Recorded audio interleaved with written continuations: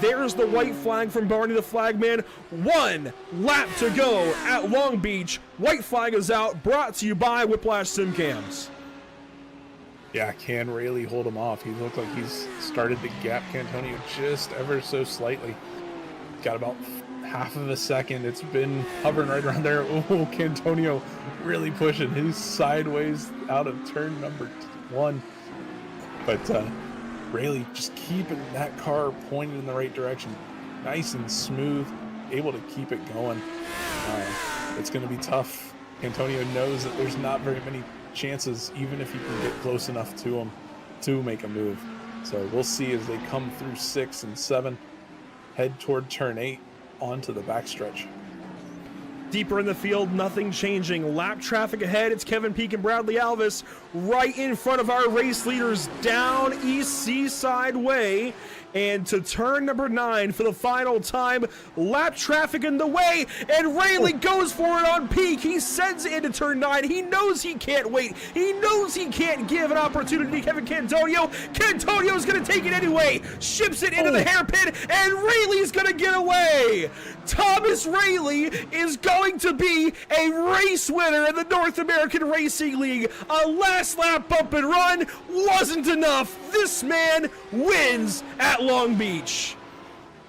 Wow, what a finish coming through that hairpin. I thought they were all going to wad it up. We had lap traffic in there, staying in there.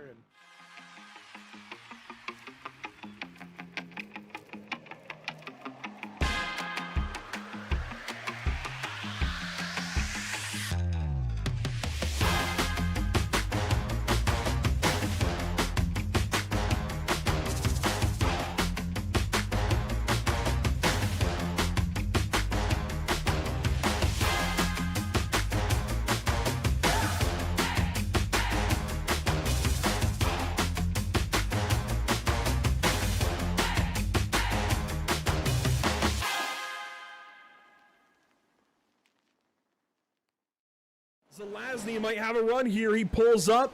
2 laps to go at Auto Club Speedway. What a run this has been. 5 cars out front just dancing around for the lead. Salas back to the bottom. Honeycutt stuck up top. Slide job out of Salas. Crossover out of Honeycutt. 23 showing a big run here. He does. You see Salas starting to cover it up. He goes up the racetrack. Honeycutt's clear of them both. He shoves it up in front of the 23, gets himself loose. It'll be white flag this time by. Salas down low. Zelazny looking for a hole. Side by side, 3 wide, coffee in it. White flag is in the air. 1 lap to go. Brought to you by Whiplash Simcams. Who is going to win the Luke's Playhouse 200? Honeycutt controlling the race. Coffee in second. Tires are aging. Zelazny off the top rope. Got a little bit free. He's going to crash with lights. And yes, wall there. Who knows? Honeycutt, though, leading the race. Can Coffee get a run? He's going to send it. He hits him. Big bump and run. Coffee's gonna try and get away. Can Salas get there? Coffee's gonna crash. Salas is gonna crash. Watch Nick Lights here to the stripe. Salas is gonna do it with no front bumper. Unbelievable. Wow.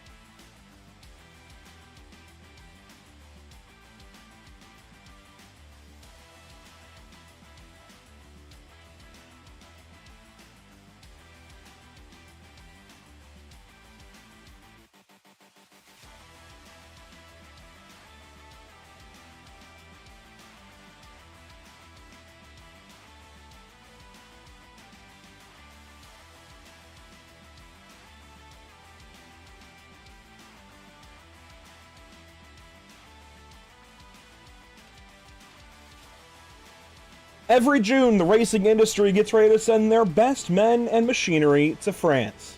Yes, France. For us in the know, this is a given. We know about the history and the prestige of Le Mans and the 24-hour race, but for the uninitiated, this may seem odd. Why France? Doesn't Germany or even Italy have better car cultures and better histories of performance car brands? Well, frankly, if you know, you know, and if you don't know, hopefully this event tonight captures even just a piece, a fraction of that French magic at Le Mans. Welcome to Pit Stop TV and the virtual Le Mans France. My name is Andrew Cardinale IV with Chris Winstone back alongside, as per usual now here in the North American Racing League, and it is a pleasure as always to join you for coverage of NARL Porsche Cup Season number 4. Tonight's coverage from Le Mans is brought to you by Maradness, brought to you by Love 46, and brought to you by Screw Compressor Service Incorporated, and this is one of my favorite places to broadcast. It's definitely a bucket list item for me at some point in time, Chris. I mean, this is the pinnacle, in my opinion, of motor racing. I definitely have a pretty severe adoration, in which case I will turn it over to you to talk about the racetrack, so I don't take an hour. Okay, yeah, I mean, try not to take too long, but I mean, this one, the main thing here is track limits. It's a long, pretty unforgiving track. It kind of invites you to really take some good chances, especially after you come through at the top on 2 and 3, where a lot of guys will make mistakes. You'll see slowdowns there. You'll see slowdowns coming out of the S's out of 8, where it's really guys pushing it to the absolute limit, trying to get as much speed, carry as much speed as you possibly can onto those 2 really, really long straights. Really, one really long straight that's just broken up by a couple of chicanes so that you know, we get a little bit of racing action in there. We'll have some good chances for overtakes. It's a longer lap time, nearly 4 minutes.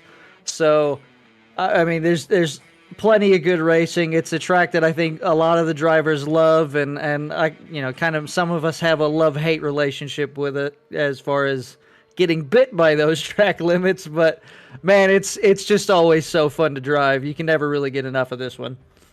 And it's such a great baseline for any road car, whether it's truly a road-going car or a race car. If it belongs in a road course, this is a great place to baseline it. It's got every kind of corner you could ask for, aside from, I think the only thing this place could use, it has a decent bit of elevation change within the first sector.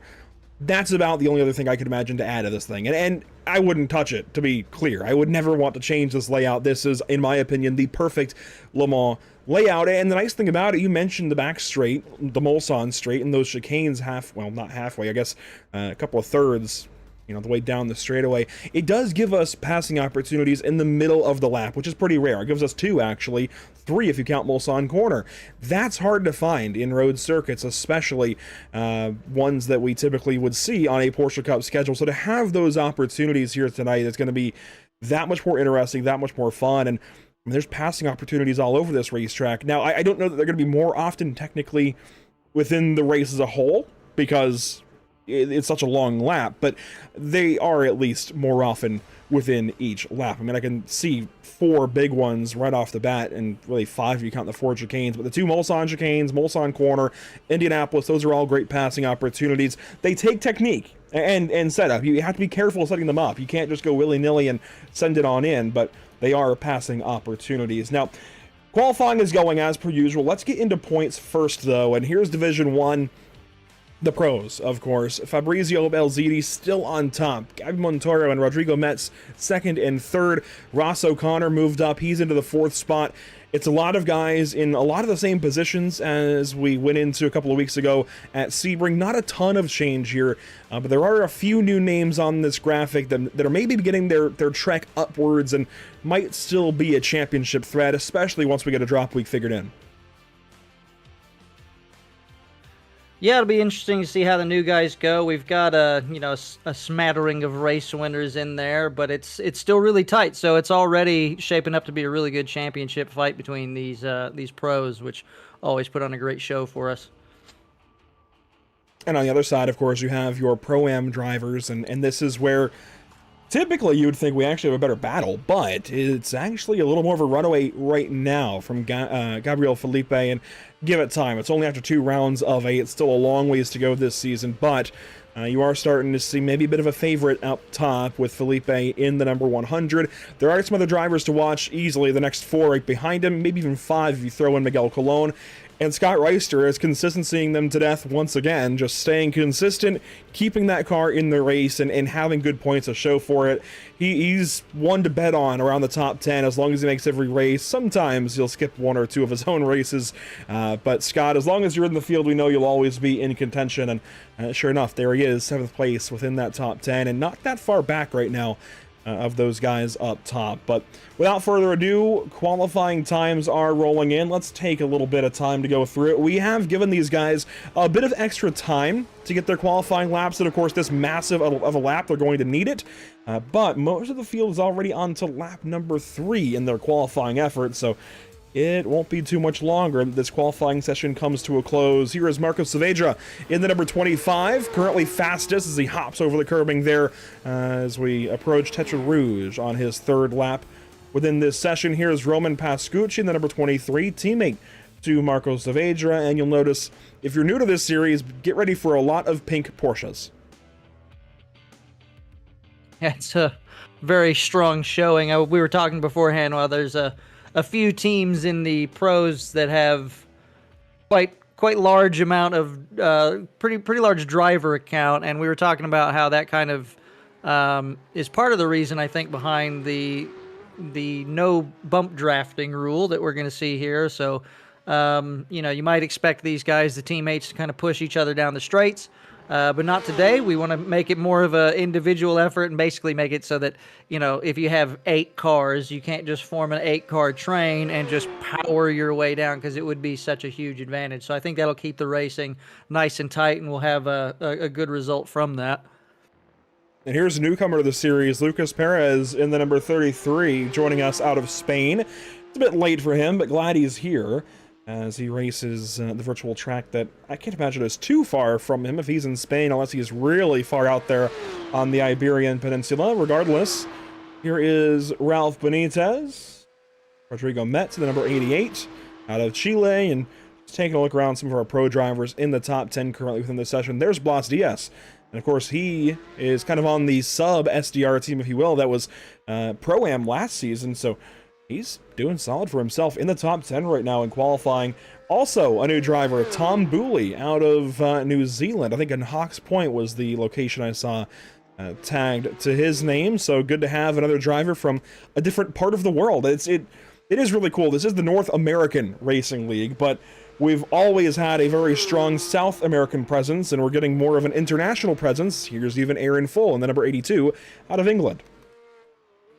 Yeah, we've got a really good mix tonight, and I know it's going to be, for those guys especially, they're going to be tired after this, so hopefully they got maybe a nap in beforehand, but they're definitely burning the candle at both ends otherwise, so it's good to see him here, good to see him doing pretty well, both in the top 10. I was kind of looking through for other Pro-Am drivers as well. One thing I noticed in the practice times, I think this might be, we were talking about that Pro-Am battle, and I think this might be a really good one for, oh, well, now I'm having a brain fart. Where did he go? Yeah, there he is, Fabio Zamperlini. That's who I was looking at. He, in practice, he was a good 2.5 clear of the next Pro-Am driver, but I'm not really sure. Something may have gone wrong here in quali. His time is well off of his own mark. Hopefully he can put one together. He's about to finish this lap, and we will see. It looks like it could be a pretty good one. And the other thing to keep in mind with qualifying time versus race time is somebody could be really good at managing the draft, but maybe not as great of a hot lapper on their own. So that could very well play into this race this evening. Zamperlini's 3rd lap doesn't go very far up the board. He's going to stay down south of 25th as we don't have a new pole sitter. It stays Marco Saavedra on top, but he does go faster here in the back end of qualifying. Fabrizio Belziti still in 2nd, and you see some more times adjusting on the left side of your screen on our scoring tower. You saw another new driver or two in there as everybody gets their times in here in this qualifying session. Resende does jump up, and it's interesting. These guys are all on fixed setups, but there is kind of a weird mix. We're seeing some of the usual players in the the top 10 or so a little further south and actually outside of the top 10 here in qualifying.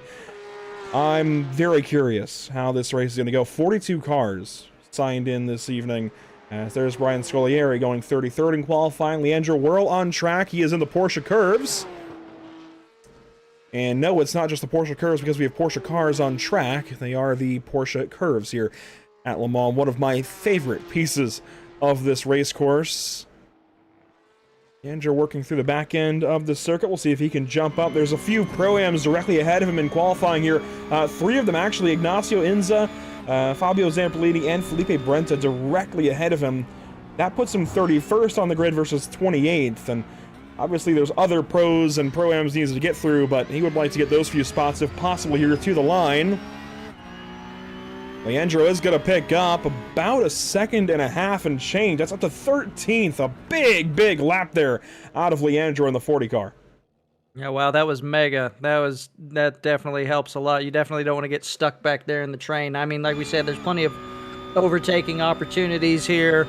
But I think, yeah, we're seeing a pretty good mix. It's probably because it requires so much concentration. When the lap is this long, you know, on any normal circuit, you got about a minute and a half that you're trying to, you know, you got to stay hyper focused and not make any mistakes. And there's just basically 3 times the amount of, you know, opportunities here to make mistakes, which as we see some slowing down there. I think Resende calling it there as we wrap up qualifying. But so that's gonna have us mixed up in the order a little bit, which should produce some pretty good racing.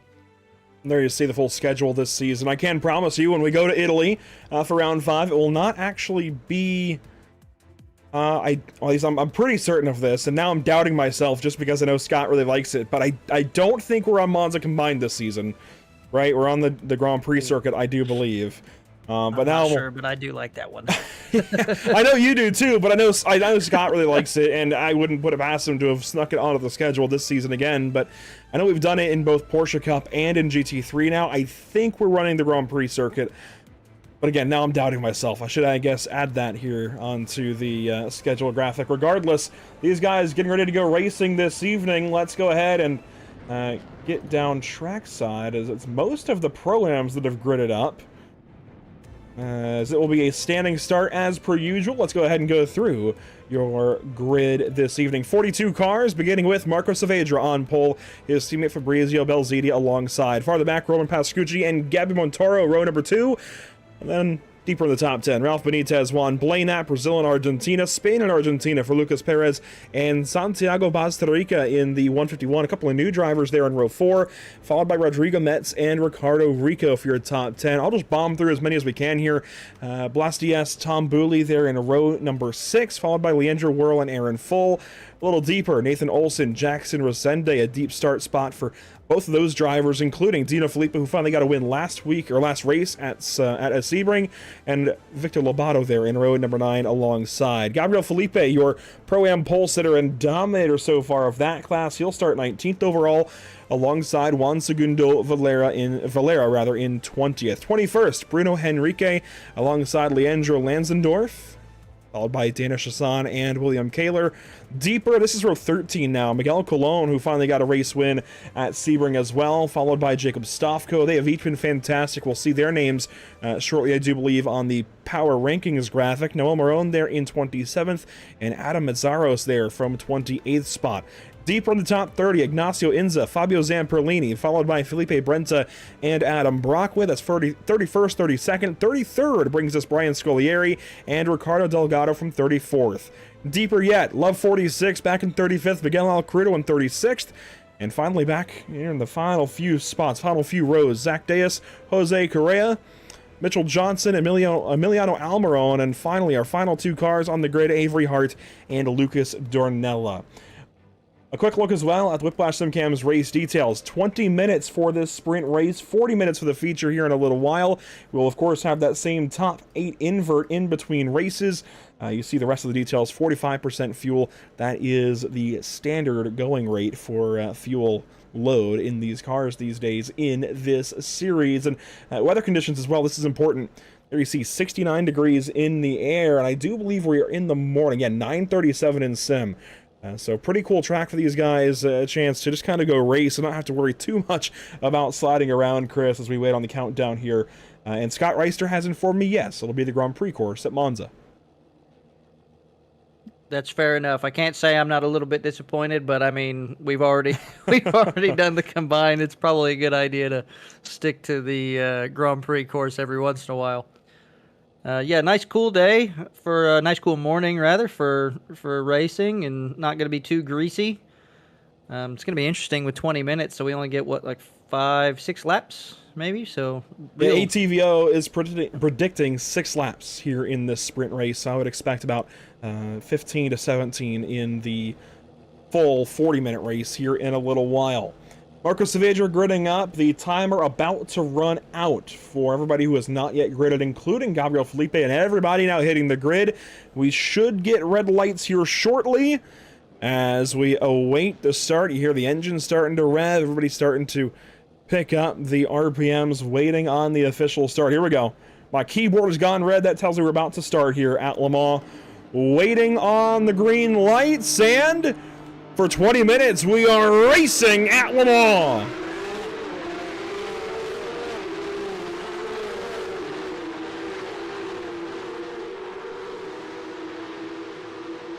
Up to the Dunlop chicane for the first time, and side by side everywhere from second on back.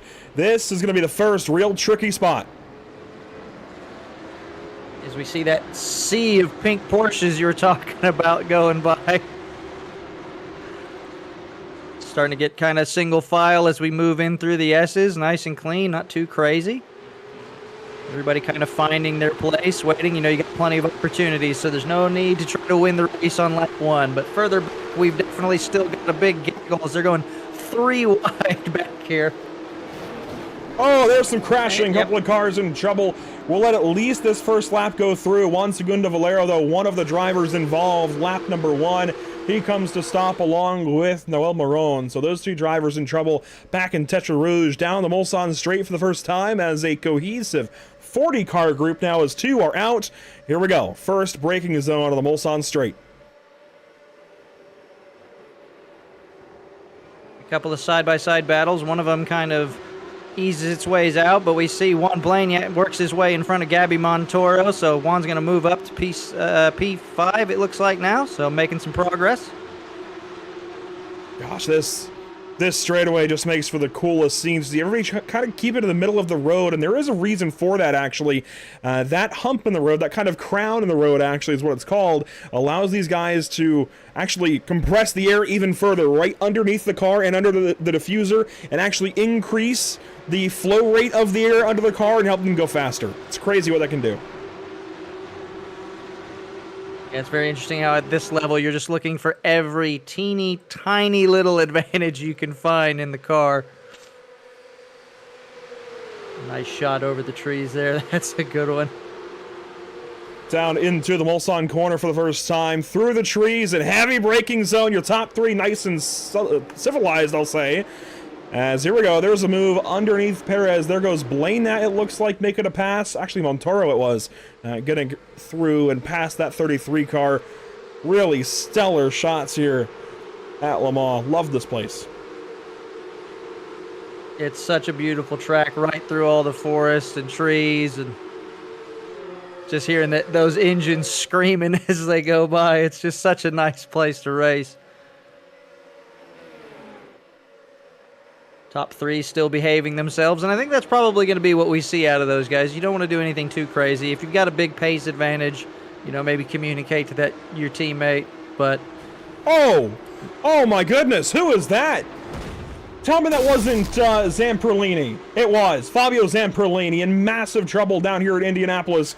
You saw it happen there. He's already towed back to the pit lane, so we'll wait on the replay for that, but you saw a bit of it.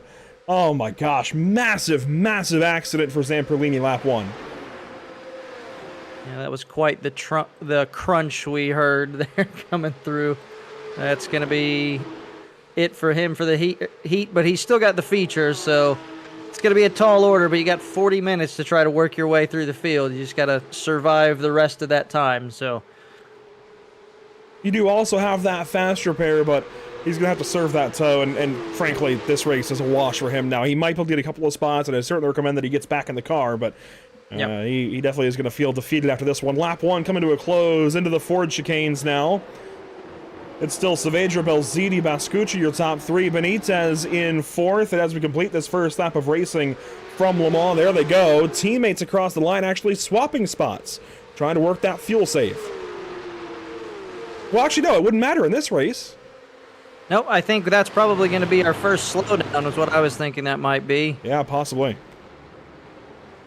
And we know we'll see them. We know we'll see a few of those, but right now Benitez is the only one breaking up this group. Keeping the 4th car from working its way in there and really starting to dominate. We got a nice side-by-side battle here. Great shot from Felipe's hood.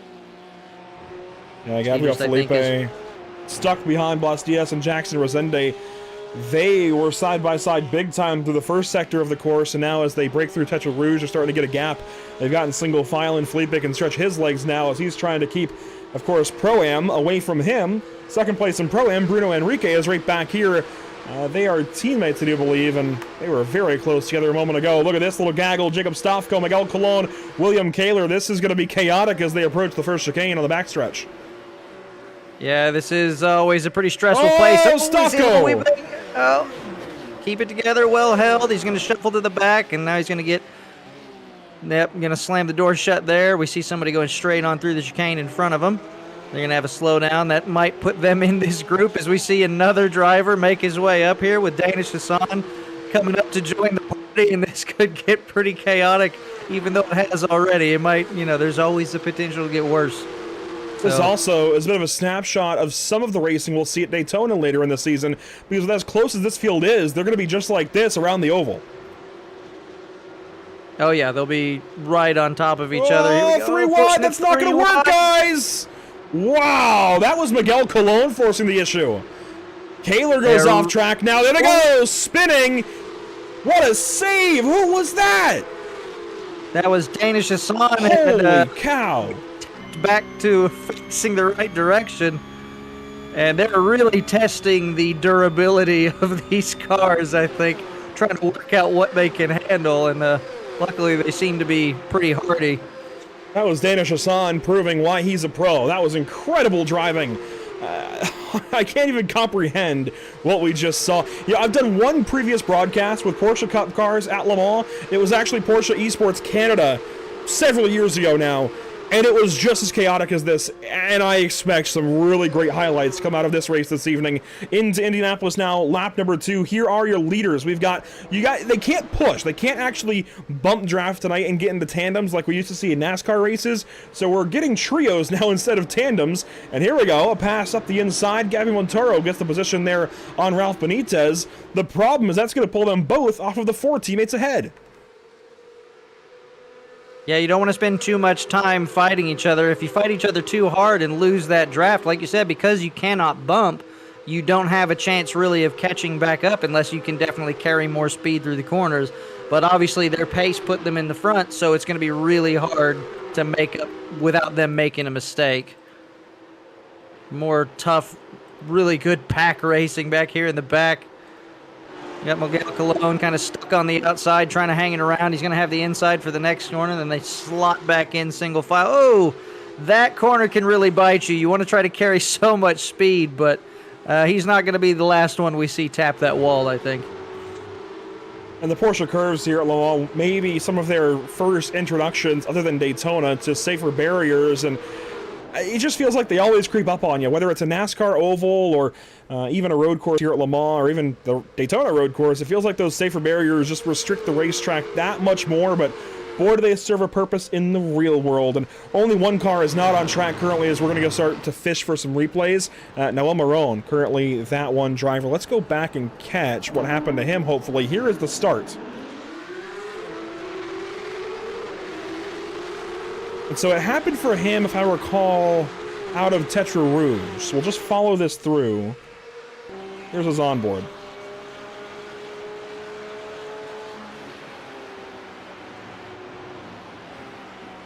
Pretty typical start so far into Dunlop. You see, looks up the inside of Cologne there. S is coming up as they go down the hill. Everything looks very typical to this point, Chris. Yeah, you're just kind of looking for opportunities, looking for any gaps that might present themselves. He's, you know, not being too overly aggressive here, but it's just there's just so many cars here. I think this is where we see a little bouncing, gets out of control, and then, you just kind of become the victim of the domino effect, really. Teammates were the two off there in Tetra Rouge as a result of contact, I think, actually, with Danish Hassan there.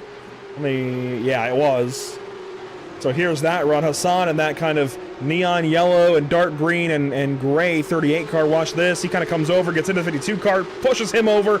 Kaler, very lucky to get by, but you see what ends up happening to Juan Segundo Valero as well as Noel Maron. And Juan was able to continue on, but not so lucky for Maron there in the 28. And the other driver we had trouble with on lap 1 was Fabio Zamperlini. Let's do a little fast forward to what happened to him. I guess the stinger wasn't long enough. Let's fast forward a little more. Here's the run into Indianapolis for him. This is a big track. You gotta fast forward quite a ways. Actually, here's Wilson first. Doesn't look too chaotic here, so I'm wondering if maybe somebody makes a mistake up in front of them, which causes a little bit of an accordion. Can usually happen. And Fabio is our very first ever champion in the North American Racing League back in GT3 Season 1, way back when, in 2021. Took a little bit of time away, came back, I believe, last year. It's been a lot of fun to watch as he's gotten back into these higher classes. You see that stuff ahead with one of the Morad cars, and yeah, that's big. It's like someone was very slow, either braking very early. I mean, you wouldn't have had to slow down at that point, so I don't know what that would have been about. Watch this into Indianapolis. A little bit of contact ahead of him. And this is going to check them up big time right at the kink there, and he just rolled up on them way too quickly. Big hit. Ooh. Yeah, it's just kind of unfortunate timing. Two guys racing hard in front of you, and, you know, you're looking for an opportunity there. And it's, you know, you think, well, why couldn't he just slow down and get to the right? But when you're coming through that corner, you're already kind of on the edge of your grip, and if you give it too much brakes, you won't hit that wall, you'll hit the wall to your right. So as you put too much weight over the nose kick the rears out. Stavko, he's got a bunch of right front damage. I think the right front is collapsed. It is. That's not going to go well. This is a choke point of the circuit as well. Everybody watch out. There they go crashing in. Zamperlini, is that him again?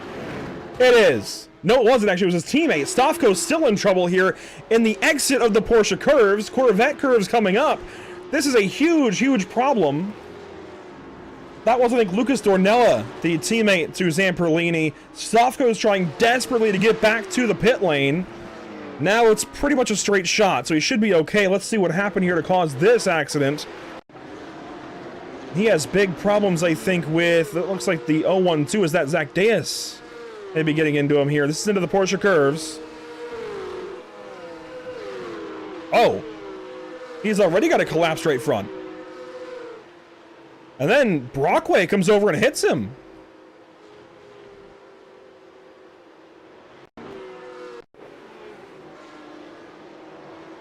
Okay, the right front is not yet collapsed here. It must happen in Arnage. There it is. Oh my gosh.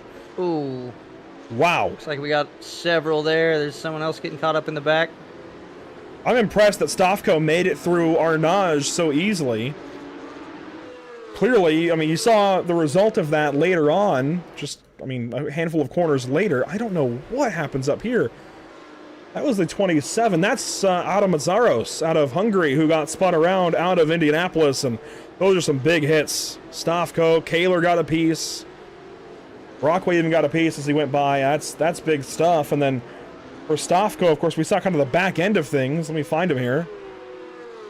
This is back down. Oh, you see Brockway now. He's fishing, like fishtailing down the straight. That's why he ends up getting into Stavko here in a second. He's just trying to hang on to it. That is quite a bit of steering input you got to keep in there, and this point, you're just saying, guys, sorry, I'm trying to stay out of the way. Yeah, that's a hazard too. Him fishtailing the way all the way back to the pit lane. Danish Hassan getting by there. They make it through okay, but then right here you see the problem for Stofko. They crash coming up to him. That was Dornella for sure. Yeah, spinning. I think that was most of the chaos, but my goodness. Oh, wow. Who was that? Tom Booley. Oh my gosh. That's one you remember. Jeez. That's like Five Nights at Freddy's jump scare stuff. Let's see this. A little free there off the grass, just kind of cruising, and Oh, he just kind of gave up. It looked like he saw what was happening. I think Tom did, and just kind of gave up. Yep. Man, that's unfortunate.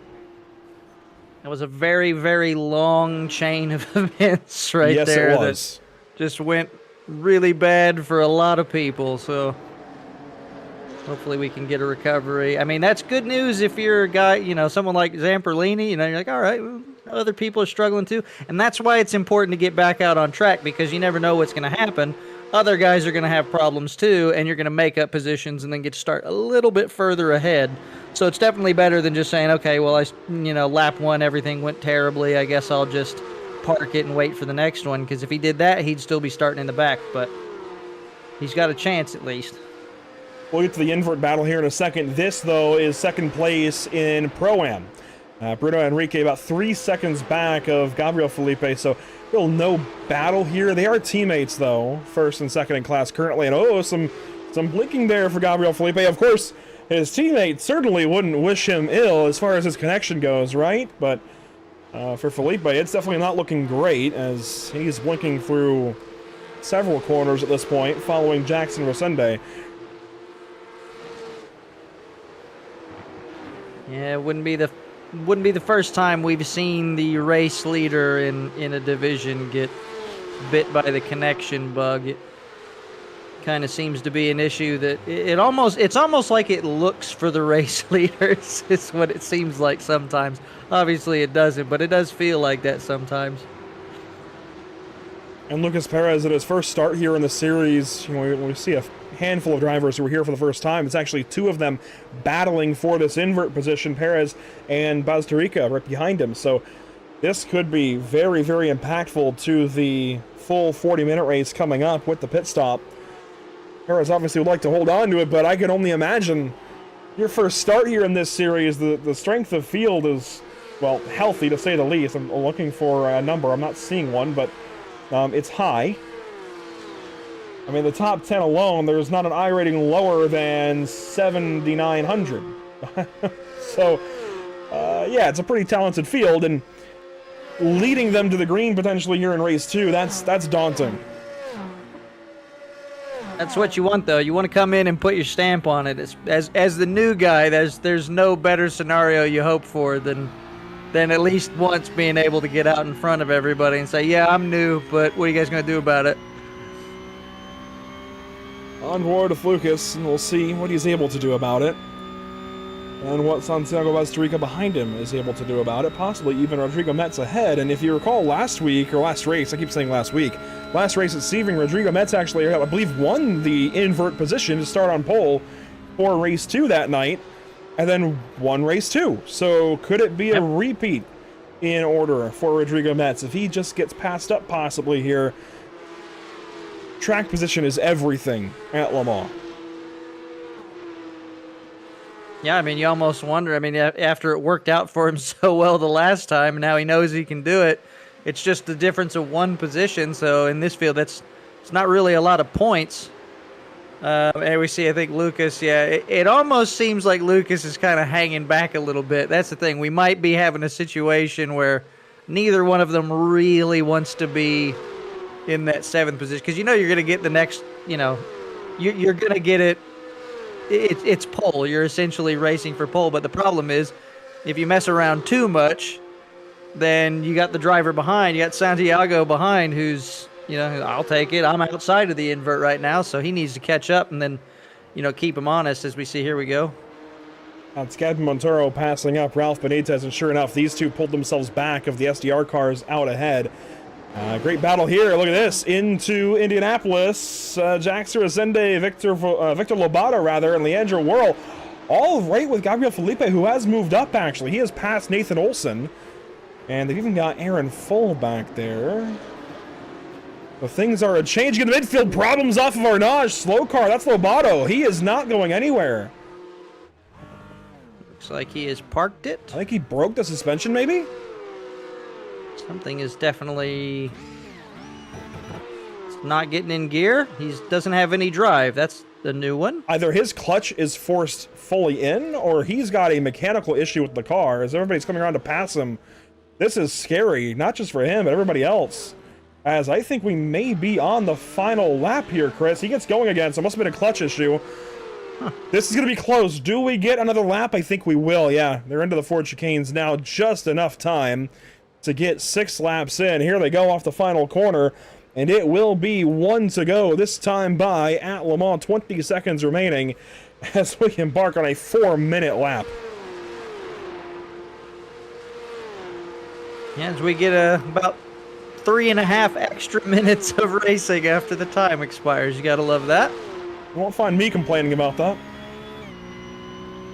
Here is your Pro-Am leader, Gabriel Felipe. Down in the 14th spot. Just got a spot, actually, in all of that, and it's some clear racetrack ahead of him. Nathan Olson, though, right behind. That's one of the Maradness cars that will pay him no mind as Olson tries to get by. There aren't as many battles actually left in this race as I expected. It has kind of fizzled out a little more than I thought it would. There is a battle here, though. Leandro Lanzendorf actually putting pressure on second place in Pro-Am. That is Bruno Enrique, as they work through the first sector of this final lap. And yep, everybody scored the same, so that's not a position you really want to give up, but it looks like he might here, and might just have to. Doesn't really have much of a choice, but I mean, it's a long street. Again, you're going to get another chance. Now you're the quick one. That's exactly it, as he gives a bit of a bump there. I think stewards will overlook a couple of bumps, but it's that kind of locked up right there. Locked up bump drafting they want to discourage. So a bump here and there I think they will look past, but definitely going to remind these drivers, I'm sure, in between races that is against rules and regulations here at this racetrack for this series, and I can't blame the admins for it. Again, we talked about it pre-race. I definitely understand the logic. Admittedly, my NASCAR brain, it's different for sure, but to be fair, in the NASCAR or the Auto Parts series, there's a similar rule on drafting tracks where they actually do not allow drivers to hook up and push for an extended period of time because safety rules and reasons at the very least, trying to limit the amount of incidents that happen from that sort of racing. So on drafting tracks like Daytona, Echo Park, Talladega, it is against the rule, and we have seen plenty of black flags in the past, even when it's been gray area. So who knows exactly how it'll be enforced this evening. I don't know that it has been yet, thankfully. A couple of drivers in the pit lane that I did not expect to be there quickly. How about Love 46 in the pits? That's unfortunate for her. There she is in the 38th position, and Jacob Stofko in the pits. Of course, we saw the damage for him. I'd imagine Love 46 must have been involved in some of that as well. She seems to have actually made her car get back to the pit lane, but not by a whole lot. Not to interrupt, but we have a position lead change just happened with Belziti. Just lost the position to his teammate Pascucci, but it looks like he's going to have another. So I think last lap, I think the gloves might be coming off a little bit.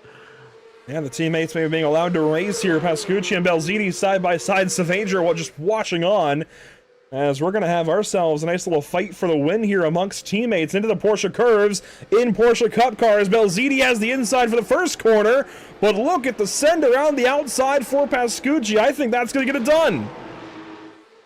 That definitely does. He taps the wall a little bit, but you can do that a little bit, especially on the last lap. You don't really have to worry about it, but I mean, this has kept Saavedra right there close, so I think you're going to want to not push too much. I think they probably just kind of finished that battle up, and it looks like Pascucci running P2 the whole race. It says, thank you very much. Last lap. I think I will win this race, please. I've always been curious how this team in particular works this out. They've got eight cars in the race. How do they decide who wins? Well, across the line, it will be Roman Pascucci winning the first race of the evening here at Le Mans. And on down the order, you see everybody crossing the start-finish line. Gabriel Felipe is in store to still win in Pro-Am. There he is. This will now be 3 wins on the season for him, as he kicks the season off right. There he goes across the stripe to win here in Pro-Am, and everybody else coming to the stripe. Here they go. Juan Segundo Valero, by the way, a highlight here, honestly. Recall, he was involved in the lap 1 melee down in Tetra Rouge. Here he comes across the line in 21st. Look, it's not burning the world down, but it is certainly a recovery drive out of him to still nearly finish top 20 after all of that lap 1. Definitely. I mean, that's why you always got to keep your head down and keep in it. You can always, I mean, well, not always, but there's always a chance that you can work your way back up, and that's a really good recovery from him. Also, I was very impressed with Cologne again. Another P3 out of him. He's having some very consistent results after a couple of podium and a win in the feature last race. I'm doing it now too. Not last week, last race. It looks like Adam Mazzaros will be the final driver to finish on the lead lap in this race. Jose Correa actually out early on this final lap. Not sure what happened to the 6 car. Fabio Zamperlini has just passed where he was last scored on the racetrack, so that's the exit of the Porsche curves. As here comes Mazzaros through that exact portion of racetrack right here. He passes him. That tells you at least kind of where the gravesite of Jose Correa's car lies on this final lap of racing. I'll try to get a replay to see what happened to him. No promises, as Mazzaros looks to wrap up his portion of the opening to the evening. As Dean Kerr says out in the YouTube chat, yeah, that was wild for a little bit in the middle of the race, but race 1 on the evening wraps up nice and tidy. It's a good way to get the evening started. And winning that invert spot, by the way, will be Lucas Perez, so watch out for the 33 car when we go technically feature racing here in about 6 more minutes. As everything is finalizing, I don't see any massive changes to the finishing order. We'll finish up our technically heat race, but race number 1 here this evening. I'm going to go back and see if I can try to find that issue for the 6 car quickly. So bear with me on that. It's going to take just a moment to get back to. Here it is. This is actually the run, I believe, towards that exact set of corners, maybe into Indianapolis.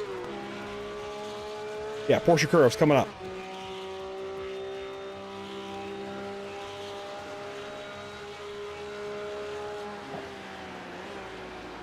He's pretty much alone on the racetrack. I mean, he has that car ahead of him, but unless that car made a massive mistake here, I can't imagine that would play into it, as he just gets the safer barrier. Boom! Big hit. And sure enough, Jose Correa around for a spin. You see the right rear is collapsed, and that was the end of his race. He couldn't get accelerated out of there, and he comes to rest in the end of the Porsche curves. So that explains what happened to his car there at the end. And Chris, I'll look back at the schedule. We will take a look at the power rankings here in a moment, but I mean, after we finish up here, I will say we actually have to go over to the AM schedule. These guys are back in action finally next week. They'll be going to Sebring, and then we will get back ready for Long Beach right after that. So you see Sebring on the AM schedule, back over here to Pro and Pro-Am. You see Long Beach, August 13th. So things will be staggered a little bit at first here through the summer. They'll catch back up, though, in September and October. Yeah, it'll be good to see the AMs back there on track. I know they've probably been jonesing a little bit for it, having been sitting out for several weeks at this point, but we'll get the regular programming back and going and get those guys out there.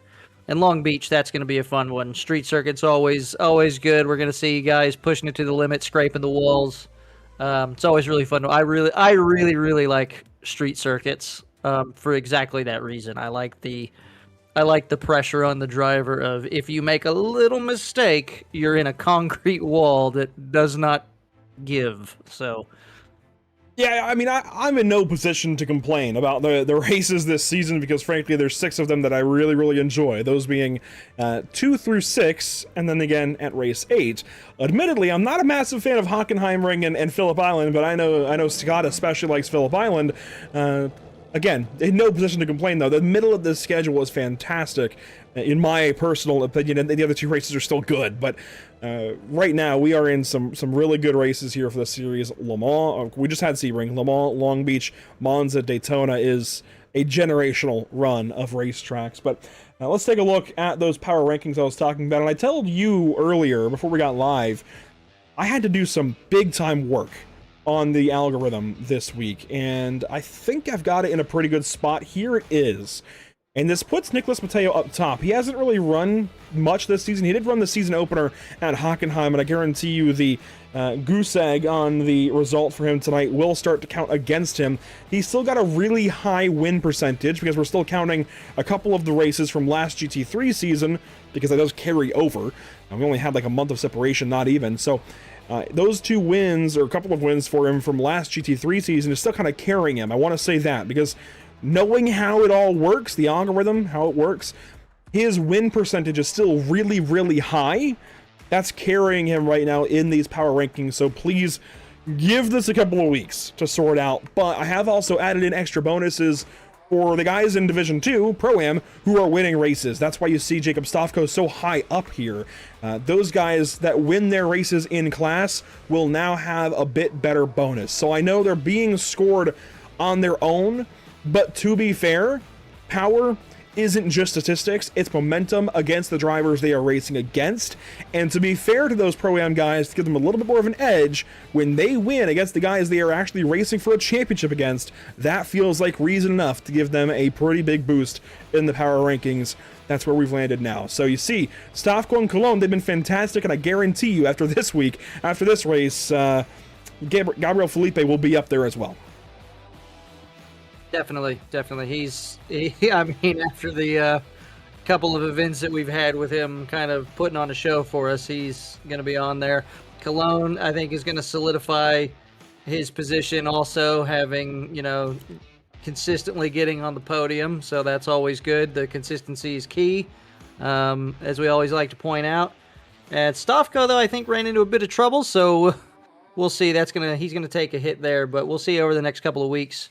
As these kind of even out, where guys get kind of moved around and shuffled into, and when they settle in. So, and that is the end of the warm-up sessions. We will hastily get ready for race number 2 on the evening. Thanks for joining us here at Le Mans this evening. Again, that's a fantastic racetrack. One of, if not my favorite racetrack on all of iRacing, and maybe in the entire world. Who knows? And oh, look at the flyover! We don't usually get to see it because we're focused on everything else. But this is the beginning of the feature, so yeah, we get to see the flyover there briefly. I don't know if I actually... they did that. I don't know if I have any other really good cameras for it. I never really thought about it, because typically it's not the focus. There you go, there's the tricolor. Wow. That is cool. iRacing, thank you for that. Regardless, I'll tell you what, I know exactly how I can do this really quick. Let me hit the flag stand. Well, it's already kind of passed, but I'll do it anyways. We can... Bear with me. There's the flyover. Nice. Anyways, I promise we'll get back to regularly scheduled programming right now. Here's the grid for race number 2 on the evening. Lucas Perez on pole after winning the invert spot. That is 8th position in the sprint race. That puts him on pole now for our feature. Rodrigo Metz alongside in the number 88. Farther back, Ralph Benitez in 3rd, Gab Montaro in 4th, back in 5th and 6th, Juan Blena and Marcos Saavedra. Look at them. They've got pictures in. If you haven't sent your pictures in, do so. If you don't know where to do so, contact us here at Pitstop TV. Back in row 4, Fabrizio Belziti and Roman Pascucci are top 2 from that sprint race, inverted back to 7th and 8th. Dino Felipe 9th, Ricardo Rico 10th, and outside the top 10, you get Santiago Banstarica, followed by Jackson Resende there in 12th. Nathan Olson, Gabriel Felipe, look at that, up to 14th spot. Gained some spots there in race number 1 on the night. Followed by Leandro Whirl and Aaron Full, a couple of pro drivers, and then you start to get some more of the Pro-Ams. Bruno Enrique there in 17th, followed by Leandro Lanzendorf in 18th spot, and a couple of Pro-Ams here in row number 10, Miguel Colon and Felipe Brenta. Deeper in the field, Juan Segundo Valero, after his recovery drive, Zach Deas there in 22nd, William Kaler 23rd, 24th, Emilio Almiron back in 25th, Blas Diaz, not a great start to the night for him, give him some time though, he's always fun to watch. Mitchell Johnson starts from 26th, 27th, Miguel Alcrudo, 28th, Avery Hart, to complete your top 30, Victor Lobato and Ricardo Delgado. Deeper yet, how about 31st, 32nd, Ignacio Inza and Dana Chassan, followed by Adam Brockway and Lucas Dornella. A little deeper on, Fabio Zamperlini, that massive crash lap 1, really buried him in the field here. He'll start alongside pro Adam Metzaros out of Hungary. Farther back, Jose Correa, the problems there on the final lap bury him as well in this starting grid, along with Love 46, and your final few positions, Jacob Stofko, a lot of work for him to do, along with Brian Scolieri, Tom Booley, and Noel Moron. Chris, we haven't really done this for this series, but who you got for this one? I mean, we get a little bit of time now on the grid. We're getting a little more efficient with it, which may be as much to my detriment. Scott will now see we can take a little bit less time to get ready for these races, but who we got for this? There's a lot of great options. It's going to be hard to compete with now they can't push each other, but we've got the team, the top 3 of Pescucci, Belziti, and Saavedra that kind of, dominated that last race. I think we'll see them make up some positions because there's plenty of overtaking opportunities. Really interested to see how the Pro-Am guys do. Felipe might be okay. He's kind of further up there, but once you start getting back to P16, P18, down into the top, 20 to 30, that's where it starts to get pretty chaotic. So who can keep it clean? Hopefully, I think Cologne, he's usually pretty good at cutting his way through, so hopefully he can do the same. Before we go green for race number 2, I want to say hello to Tom Mercier watching this evening. Good to see you out in YouTube land, as here we go. Race number 2 on deck. 40 minutes of racing at Le Mans in Porsche Cup begins now. There they go across the line. Great start from Benitez. He's already challenging for the lead, and he gets himself up on the left side. I think he's going to take it already.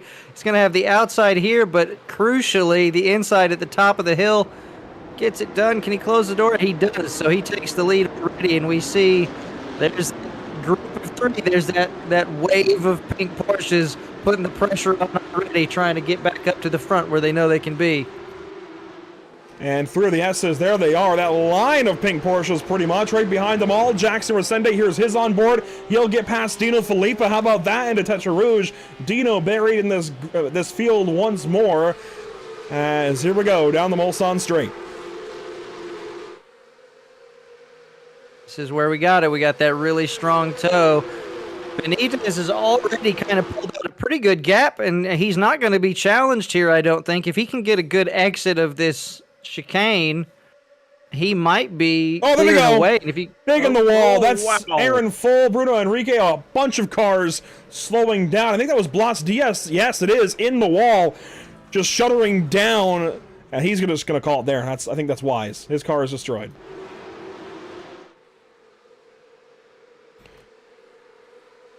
Yeah, the front guy's keeping it kind of together, but as we said, it's that chaos in the middle of the field you got to watch out for. Here they come over the hill, out of the first Mulsanne chicane down to the second. Really do love this shot as they get down into the second chicane from one to the next, and the conga line makes their way in.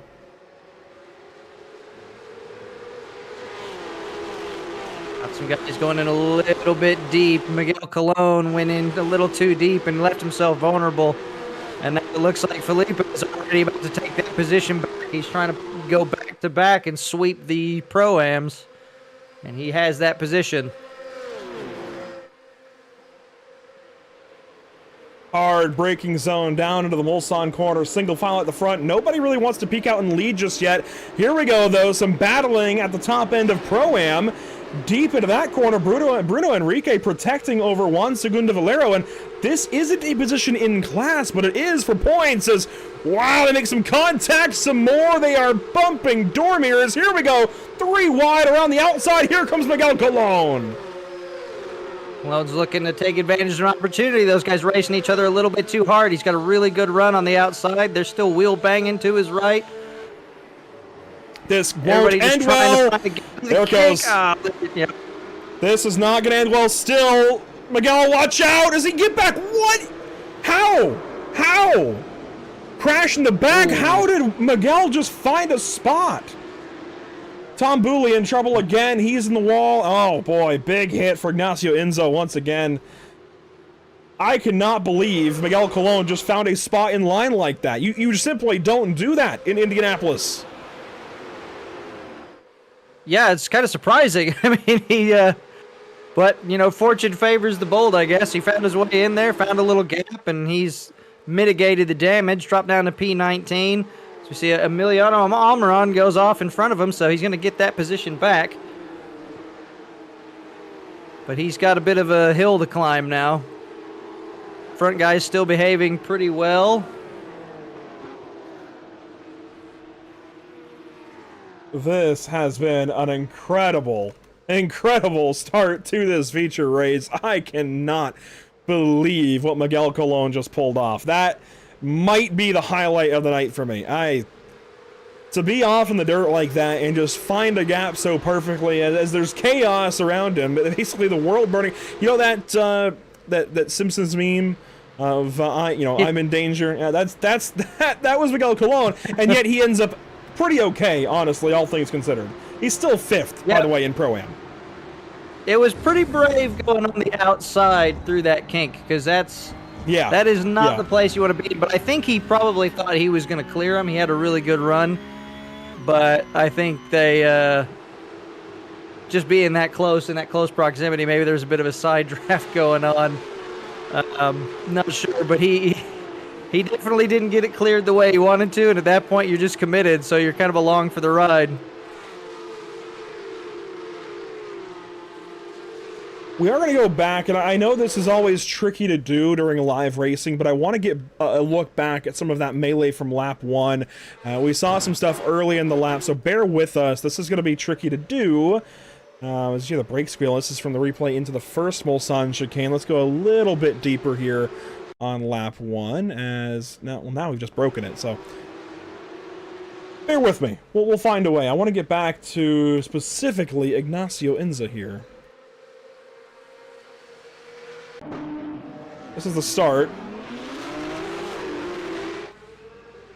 And actually, this is great to look at because we saw Raul Benitez get a massive hole shot around the outside of Perez. He just got through the gears and on the outside. And I think Perez just kind of, at that point, accepted his fate, realized Ralph had him pretty much beat, and lets him go. I mean, I think realizing the fields you're against, if you're not super confident in what you can do to defend that, accepting it and moving on, probably the best move. Yeah, you don't want to waste too much time there. But that was a great launch from him. That's mega, and he's still hanging on to it, so. I know we had Blas Diaz in the wall. Let's take a look at his replay. Here he is. That was Aaron Full, I believe, in the Solpec car ahead of him. He comes way to the inside out of Tetra Rouge, and Full actually swinging the car left and right. William Kaler right there, touches him. A little bit of contact, and here comes some more. Oh!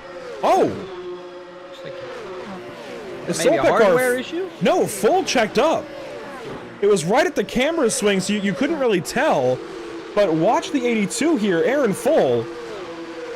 He just suddenly stops. And, I mean, that's not a great way to tell right there, but wow. Oh, yep, wow. See if I've got a better camera to show it without just going straight to an onboard. I suppose that would work too, but here he is. Swinging the car left and right, maybe annoyed about a slowdown, maybe? Let's see, do we get brake lights? Can we show the nose dipping even? That is so strange. That is a weird one. That one is very strange. And of course, they continued on a little bit farther. Actually, Aaron pulled it into the pit lane not long after that. I guess towed back to the pit lane technically. I guess the good news about us kind of spending a moment here in replay is here they're all going to be worried about fuel, so they're going to fuel save these first couple of laps. So here is initially, this is going to be Miguel Colon getting this run. As this is when he's already 3 wide. This is going to be another really good look. Look at that. There we go, into the kink initially. There goes Miguel off the racetrack. Here's looking back at the field coming at him, and he just barely gets in line. It's actually in front of Ignacio Inza, I believe. Or was that another car with the same livery? I can't tell. It was a teammate to him. That was the 22 that got by. Here is Inza's issue into that corner in the 102. Tom Bewley just up the inside, got into him really, really hard, and big hit. Ooh.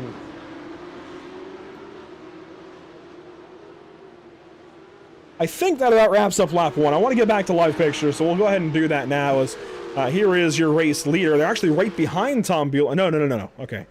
The rear of Benitez's car actually looks very similar for some reason to Bewley's, but here we go. This is your lead.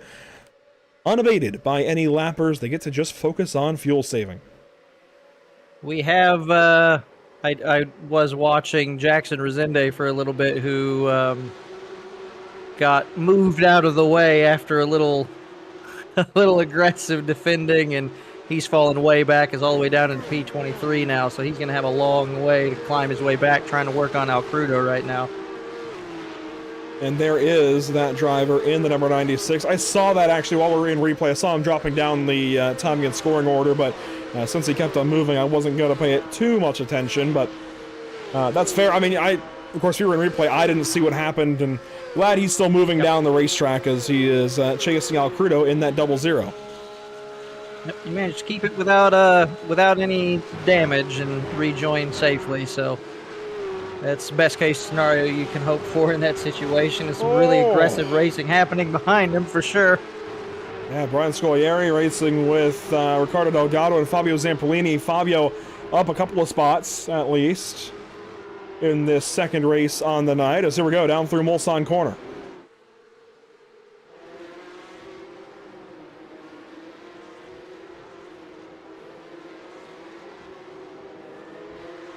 Have I said yet how much I love this racetrack? I think you might have mentioned it once or twice. And you know what? I think based on what we've seen so far, I think a lot of people will hopefully be coming around.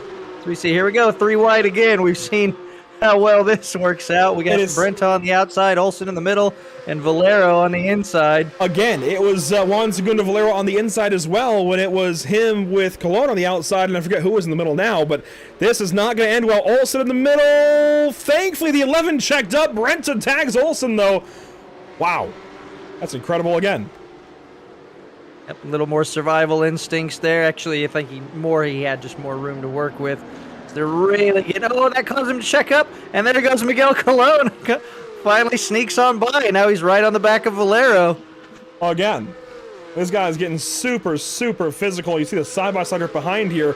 Bruno Enrique taking, who is that? With Saros way to the right side of the racetrack. I mean, it's just non-stop. It's hard to keep up with how many good battles we've got going on. And this is a particularly really good battle. There we go! Enrique spinning into the Porsche curves. Big, big hit for car 101. He is going to continue on. I was getting ready to say this is a great battle, particularly for Pro-Am. They had 4 drivers for position in one little quartet. Now it's a trio. Colon, Brenta, and Kaler, the third of those, and Kaler was the driver who got into Enrique. I do wonder if the stewards are watching that, and if that might come back to be a penalty. We didn't get a great look, so I'm not so sure. But that's interesting. That could Enrique be huge. Continues on. I was going to say, at least, because the back end of that car is really, really smashed in, and let's see, Bastarrica has gotten a black flag that I'm not sure if that was new or not, but yeah, Bruno Henrique he stayed out. I was surprised he didn't come in and take his fast repair, because you're, I think, right on that cusp. You should be able to make it to the end if you came in right now, but there you see, maybe he didn't want to be out of position and not have anyone to tow with. There you see an example of the steward stepping in on the 151, sending him down through the pit lane for a drive-through. Tom Bewley, by the way, he is in the pit lane. It looks like he's actually leaving after a tow back to the pit lane and a fast repair possibly. Henrique just did the same, just towed. I don't know why. That's the thing. That's a killer. That is a killer. Now, he had someone on his outside when he was approaching the pit lane entry, but he slowed down and let him go by, and I thought he was just going to pull in, but maybe kind of lost track in the heat of the moment of where he was, or I'm not sure what, but that's unfortunate. Good wheel banging here. We got Metz working on Perez, trying to get back up there to hopefully challenge for the lead. As we've seen, Benitez has actually given up that position, is now P2. See, close, but no contact there, and Perez is going to make his way through. Metz, now we've got a big crossover. Just broke the ankles of Perez. That was really nice stuff. And even, boy, our commentator for the amateur side, Blue Carl, chiming in YouTube chat saying, yeah, 3 wide does not work in Indianapolis. Well, Blue, you need to go back to the start of this race. That was a little more insane. Yeah, we've got Saavedra right behind this group, just looking for an opportunity. That's the thing, that the leader can't really pull away, or hasn't been able to anyway. It's not necessarily that they can't, but right now they can't. So Saavedra is looking, trying to also go back to back here, but he's got to clear these two guys who are battling in front of him, and it's just, you're looking for an opportunity, but you also don't want to get caught up in it, because we've seen how that can go. There we go. Battle into Indianapolis again. You can't do side-by-side. Even that's hairy, though. Metz is going to have the inside for the Indianapolis Apex. He gets ahead now of Perez. That's a good pass there. As Rodrigo Metz, his team name, boy, that really matches him lately. Fiercely forward. Got the win in the full feature race last time out at Sebring. And I don't know if it's going to be a win here tonight, but he's looking good. It's just Montoro and Benitez leading the way. I gotta say, Ralph Benitez, I didn't know anything about this guy. I still don't know much about him, admittedly, but he has been a lot of fun to watch lately. One of the top drivers in this series right now, whether it's GT3 or Porsche Cup. He's still hanging with the leader, so it's not necessarily over yet. I mean, he's lost the position, but he's not fallen off the back of him. So the main thing he's worried about is now he's got Metz behind, who's going to be putting the pressure on, and Metz is just hoping that Perez can hold off Saavedra, I think. And again, there's the army of pink Porsches that he's kind of hoping Perez is going to be a blocker for. And these guys will have to be very, very disciplined on the pit stops tonight. I actually expect everybody in this field that is still racing on the lead lap, on the lead strategy, as Benitez pulls over, slow down for him off of the Ford chicanes. Oh my gosh, everything out the window. He's 7th, make it 8th, make it 9th, make it 10th. Are we going to go for a dozen here? Oh my gosh, he's letting everybody go by, it feels like. Stopping? He's still going slow. Something. There goes Gabriel Felipe, right. There goes Victor Lobato. He's still not up to speed. Like now he's going to pull back in. Some of those slowdowns, if they really add up, it can be really, really harmful. As here we go, pit stops are beginning. I guess I'm not entirely right. There are some drivers pitting without the rest of the group, although Kaler here I think is going to be a penalty, and it is. Meanwhile, Nathan Olson seems to be in for service. Benitez is still slow.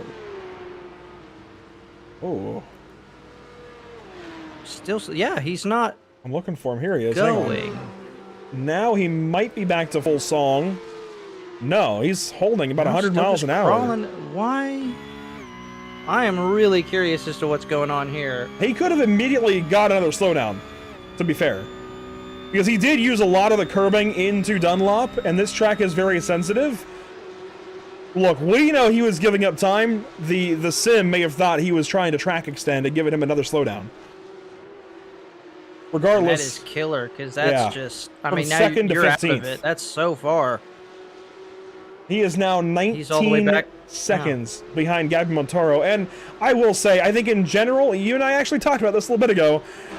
In general, I support the slowdown system here at Le Mans, but I don't think there's any way that Benitez could have cut the course or extended the course behind Montoro that was deserving of a 20-second penalty. No.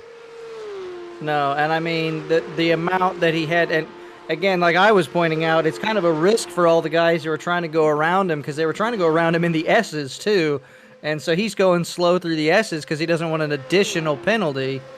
And it just kind of gets a little dicey, but luckily everybody managed to make it through and there was no issues. But that is an absolutely just gut-wrenching penalty there.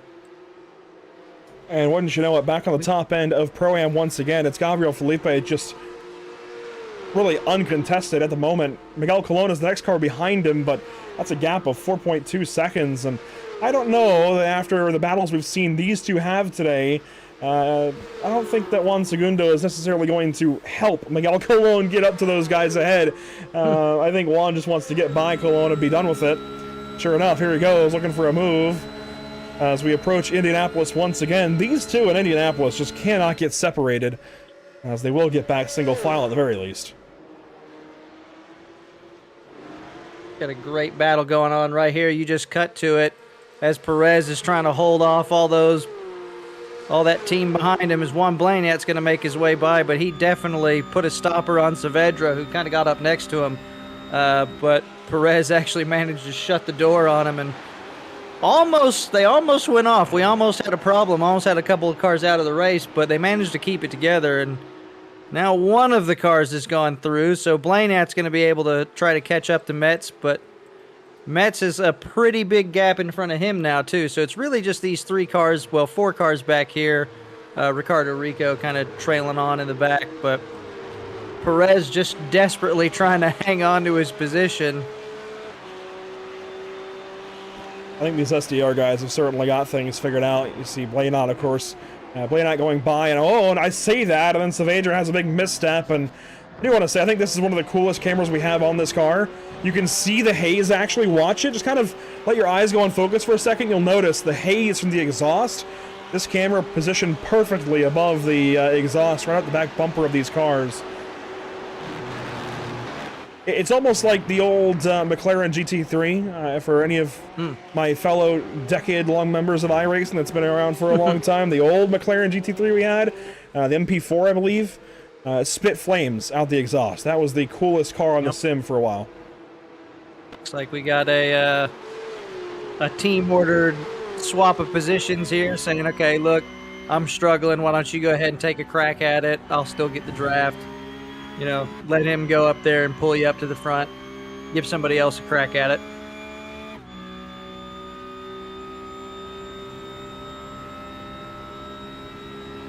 On board. Ricardo Rico is caught right back up. Yeah, he's actually right behind Marco Saavedra. I was just going to say, we're on board with Marco Saavedra. There is Ricardo Rico. Ricardo pulling right up, but abiding by league regulations for this race. There's a side-by-side behind him, Pascucci and Filippa. They get it figured out. Filippa drops into 9th spot. Dino does have the win from Sebring a couple of weeks ago, but still needs a lot of help in the point standings. And as these guys continue on, Chris, I do want to give a big thank you to our partners with this series. I don't think we've done that yet this evening, of course. Muradness, Love 46, Screw Compressor Service Incorporated, and Rocket Designs helping this league, well, do league things, and now just over 5 years strong at this point. And it's rare to find the league that has had one broadcaster, A, for 5 years, B, for its entire existence. And every once in a while I stop and think about that, and I'm so thankful and grateful to Scott Reister, because he really, really supports us very, very well, and makes sure we're taken care of as we try to make sure he's taken care of. And this relationship, I feel like, is very strong for both sides. We love being here. Hopefully he loves having us here. And just every once in a while, I gotta look in the mirror a little bit and be retrospective, and thankful that we're here and involved in such a great series, especially with such great drivers now. Not to say that we haven't had great drivers in the past. We've also been able to watch these drivers kind of grow up in a way. A lot of these guys have gone from teens into their 20s, myself almost included. Back in 2021, I was 21, now I'm 26. May as well have been teens to 20s. Regardless, a lot of these guys used to be kind of the average iRacer, and now they're in pro. And that's just cool. I mean, they've gone from like 5,000, maybe even lower I rating in the very first seasons of this league, up now to clear 10K, and The growth here in the North American Racing League is second to none. I've never seen drivers do that kind of thing anywhere else. So every once in a while, it's worth that retrospective look and just, wow, we are pretty lucky to have this series here on the channel. Glad to be here at Le Mans specifically as well. Scott, keep the races here coming. Yeah, I mean, this league, it's like you said, the development is, it's really fun watching guys go from, I mean, there's a lot of guys in the Pro-Am now that we used to see, and, you know, well, back when it was, well, Division 2, and then also it was AM before, so just seeing the quality of the racing, I think, has always been, as far as I've been here, always been really solid, really good quality of racing, but it seems like every off-season you put in work, and you're like, all right, I'm faster, I'm going to be at the front now. But everyone else has also gotten faster, and so the whole field just keeps improving together. As we see somebody coming in for a pit stop here, it's like Juan Blaniet's going to make his way in. Looks like he just wasn't quite as good as everybody else on fuel. It's a very fine margin, and I mean, it separates you greatly because the difference in this lap versus the next lap is something like, what, 8 miles, I think is the lap here. I mean, we have the graphic for it. Let's just go ahead and use it. Yeah, 8.5 miles, nearly 14 kilometers. And there you see some drivers following in. It looks like that will be Juan Segundo Valero along with potentially Ralph Benitez, actually. And now you see Zach Deas coming in, Fabio Zamperlini. So we're going to see a lot of these drivers pit this time, the ones that have not been able to save as much, and it's just a train of cars entering the pits. Should provide a little bit of shuffling of the field to a certain extent. We'll see who could. Well, I mean, these guys, like you said, haven't really saved. But one thing that's interesting, yeah, way out front, we got Gabby Montoro is just kind of started. I mean, the gap. I'm looking now from Metz's bottom right position, and it's just wow. He's gone. I mean, he's just gone. Nearly 4 seconds at Le Mans. That's kind of unheard of in a race this short, to get separated from the field by that much, because usually, you know, seconds gonna have somebody to draft with and start catching you, but in this case, it just has not happened. And I think, you know, third in the case of Lucas Perez might not be quick enough to hang with Rodrigo Metz, and then these other guys just haven't had a great chance to pass him, or maybe haven't had the right opportunity to do so, maybe have been scared to do so, trying to save fuel, I don't know, but really nobody passing that 33 car. There's a move. Marco Saavedra putting a big block on Ricardo Rico. Contact now into the chicane. Wow. Big squeeze, big, just tough physical racing, but it's not going to be over yet. So you've kind of signaled this is how we're racing, and we're going to see how Ricardo Rico responds here. As Saavedra is trying to play roadblock for his teammate while his teammate works on the guy in front. So this is actually some really interesting team dynamics. Is okay, I'm going to be the shield bearer here. I'm going to keep this guy back. You go ahead and you go get him, but we got to get around this guy. And Belziti's still trying, but I mean, the pressure that Saavedra is going to be feeling from Rico is, I mean, it is up there. Going to have probably another chance down here when we get to the end. We'll see if he can close that gap. He kind of fell off a little bit, so he might not. But yeah, up ahead, there we go. As Belziti's going to have his chance. It looks like he's going to clear him pretty handily on this one. So that's one done. And now you're in front. You can kind of back this guy up. You can kind of back him up into your teammate and hopefully give him another opportunity. You can't do too much because you don't want to lose that position, but you also don't want to lose touch with Rodrigo Metz ahead. Right now, especially at a track like Le Mans, you are within that delta to get the slipstream. You cannot let that go. And he is at the tail end of it. He has got to use every bit of that, Belziti does, to pull back up to Metz. I think these two could very well be fighting for the championship this season. Certainly Belziti's got a great start to it. He needs to get all that he can here. And Montaro ahead. If he's going to clear by 4 seconds at Le Mans, you've got to watch him everywhere else. For sure. That's kind of making a statement right there. Say, hey, I'm in it, baby. Let's do this. I can compete with all of you guys. Let's make this an interesting one. And it's already tight at the top. We were talking about it before the race started. So there's still a lot. I mean, last race we were talking about how it's like, well, who's going to be the favorite? And we still really don't have a super clear picture in the pros as to who the favorite is. And I'd imagine we'll see everybody else dive in, and we'll see who gets a shorter stop and manage to save some fuel. And also, this pit entry is so crucial. And here you go, everybody filing into the pit lane. So there is Montaro and everybody else. This is the lap where it's going to count. Lap 7 of an expected 11. Everybody, if you've not pitted yet, this is the lap to do it. You're not going another 4 minutes, another 8 miles. By the way, Chris, I've just realized I had these graphics made all day long to put in our document. You can look at the points now. I finally updated that and put those in. I'm sorry about that. Okay. That's all right. We had them on flying by the broadcast. seat of my pants, you know? It's like I'm keeping it a secret from you. Guess like everyone else, you know, just kind of see what it is. There's the release from Montaro, a full light year ahead of everybody else, it feels like, as Perez going to try to get out right with Pascucci inside of one another, and here comes Marcos, or rather Juan Blanat. These two are still inside of each other. You cannot do this for very long. iRacing does not like that, and sure enough, they get separated and now side by side. Perez pulled off to the left and is trying to race. Oh, just barely gets cleared there by Pascucci. I think they got away with one there. That looked like, well, from what I was saying, it looked like the 33 kind of went inside the 23 coming out of that right-hander. So, but there he goes. He's got him cleared. So now Belziti.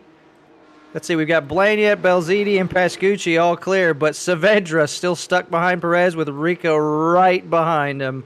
And just a quick look back at your Pro-Am Dino leaders. right there. Just quickly looking at Felipe and Miguel Colon. Nothing has changed there, but back into your pro battle. Here they are. This is going to be a very active and lively fight. Metz does not have the same gap he used to. Blanat played it perfectly. He is right behind that 88 car. He's well within the tow range, so he's going to be a problem now. We're going to see if Metz can... He held everybody off after getting the invert before. But now here's the question. If you're Blania, do you really want to spend time racing here? I mean, it kind of depends. If you and your teammate can get around, that's ideal. But I think you only got 10.5 minutes left. It might be better just if this guy's quick enough through the corners, like, let's give him a shove. Let's go. Looks like he checks up there a little bit, so kind of playing it pretty safe for right now. But I don't know if it's time to play it safe. I'd say either shove him or go around him. Saavedra continues to be one of the more aggressive drivers here today. He and Pascucci, I feel like, are both a couple of the more aggressive drivers from SDR in general. Saavedra barely had Perez cleared there on the inside, but sent it, made it stick. That was really nice work out of the 25 cars. There you see the background. Leandro Whirl on his own in 10th, and a little farther back, you'll finally find our Pro-Am leader. That is Gabriel Felipe, who, honestly, for all intents and purposes, Chris, is really not far behind these leaders, only about 16.5 seconds. At a track like this, a race like this, that is impressive, especially considering he has no draft. Yeah, he's just kind of in no man's land, just all on his own. Here's Dino, but he's been putting in another impressive drive here. Yep. And we're inside of 10 minutes to go. It's that time. That's actually Blanat is going to have position here on Metz. Big pass there for second. Wow. And even more so, it is now that time. Who do we have for driver of the day? Metz starting to drop his stock lower and lower. Drops a wheel there out of Indianapolis. He's from second down to fourth within a couple of corners. Yeah, this is going to be a bit of a tougher pick, I think. I think for the Pro-Ams, I might start with the Pro-Ams, honestly, because that's a little bit easier for me to do. There's several really good choices in the Pro-Ams, but... So I might start there. I think my first pick, I'm going to take my first pick as a Pro-Am, and we're going to go with... I mean, I'll just go ahead and do Felipe, because, I mean, you got to do it. He's kind of putting himself out there as the favorite for the championship already. He was very dominant last race we had at Sebring, and now he's been dominant again. He won the heat, and he's got a big gap in front of Cologne, which again, that was another one I was kind of thinking of, is maybe Cologne or Zamperlini. Those two, I got to mention them, but Felipe is definitely doing everything right to make himself the championship favorite. So that's my Pro-Am pick. For Pro, it gets a little bit trickier. Oh man, I really wish I could see how this plays out. See if we can get, if Blaniak can catch Montoro. I think Montoro,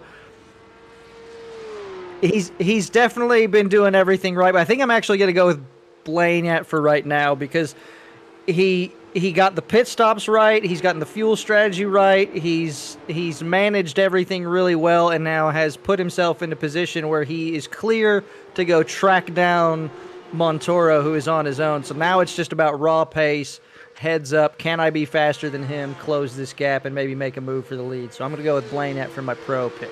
And frankly, he might get there. He is starting to approach the 3-second barrier and actually move inside of it here. He actually may be able to catch Montoro. He is inside of 3 seconds now and picking up pace. He might even be lighter on fuel, possibly. Montoro, being on his own, might have had to take a little bit of extra. So that could be playing into this. Regardless, I'll go ahead and get my picks out of the way here for driver of the day. I am going to look around a little bit. I do want to mention Mazzaro's from 36th to 14th. He is in the running for me. I'm kind of like you, I think about Montoro up there. I don't know that I can leave Montoro. He's still got the advantage, only a couple of laps to go. And I just don't know that I could ignore this. I want to go for somebody else who has made a lot of spots up, like I try to do at least, but I can't ignore this run out of Gabby today. This has been really, really impressive. And similarly, down in Pro-Am, I want to recognize a driver who has made a great comeback. I mean, started 35th in this race, up to 18th as a Pro-Am driver, nearly into your podium on Pro-Am, but I cannot stop thinking about lap 1. And for that reason, it's Miguel Colon for me. The fact that he was off in the dirt, A, looking at a tire barrier, B, looking at crossing the track as he's not able to stop the car, coming up very quickly, perpendicular to the racetrack at the exit of Indianapolis.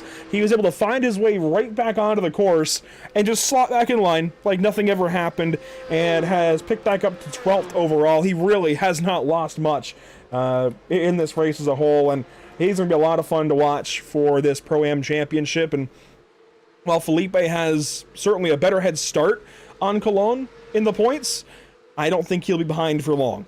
I mean, this has been a great run already, these first 3 races now out of Miguel, and I think this partnership with him moving over to Radness officially has really done numbers for him. He's been putting it together great results. I think those are really good picks. And yeah, Zamperlini definitely deserves the shout out there. But yeah, Colon has just been... as we see That's Ricardo Rico, our defending champion, in trouble. I think that's out of Arnage. Yeah, Porsche Curves coming up. I saw him get a little bit knocked around by Dino Felipe as he was coming through, and he also picked up a position on Perez. So it looks like this happened after those positions were lost. Let's see what happens here. As we get some argy-bargy in front of him. He says, no, I will take the inside no matter what. Thank you very much. And Dino just moved over, and yeah, Yeah, that's a hard one.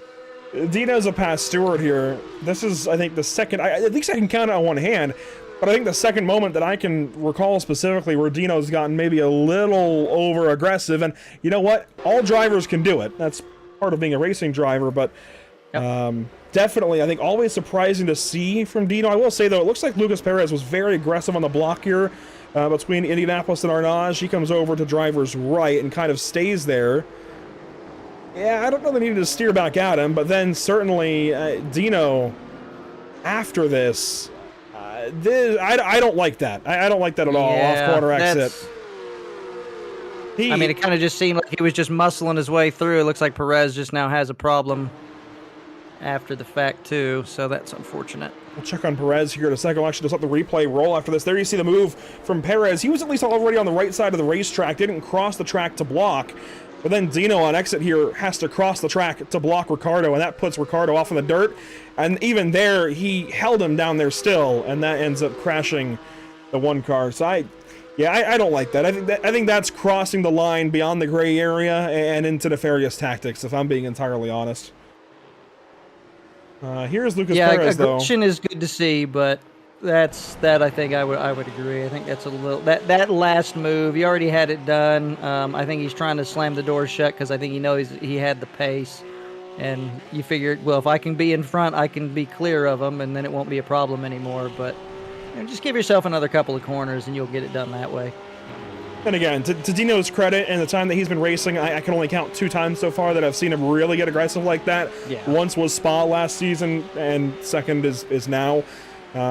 It happens. I mean, racing drivers are racing drivers. They're always going to look for an edge and a leg up, but sometimes maybe they need reminded that, hey, let's reel it back in. And this is Perez. I don't know what the issue is for him.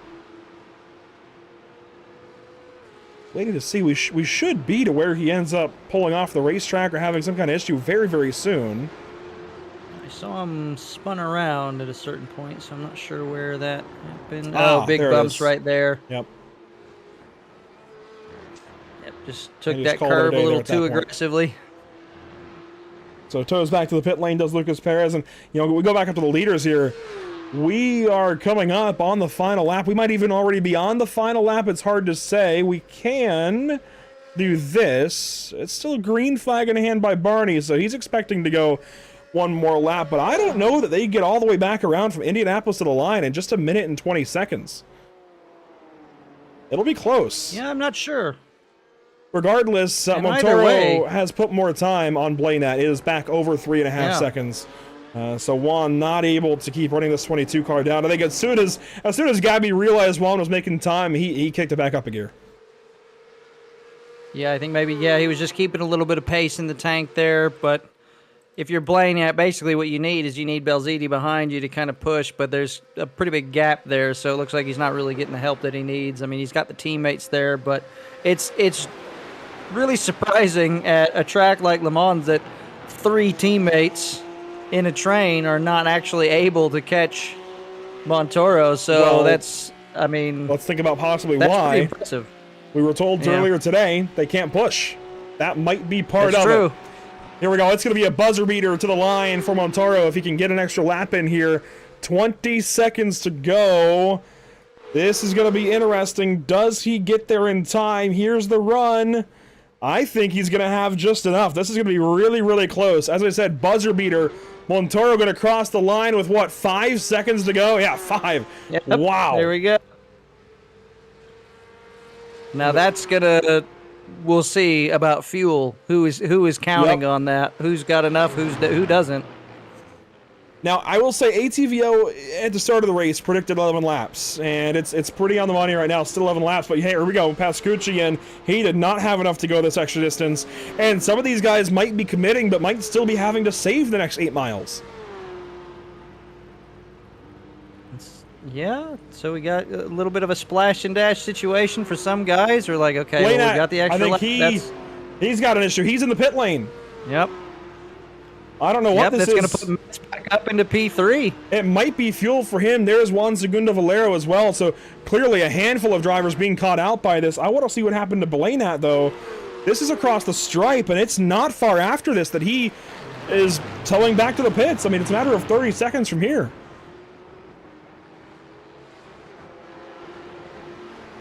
Is it a spin or is it fuel?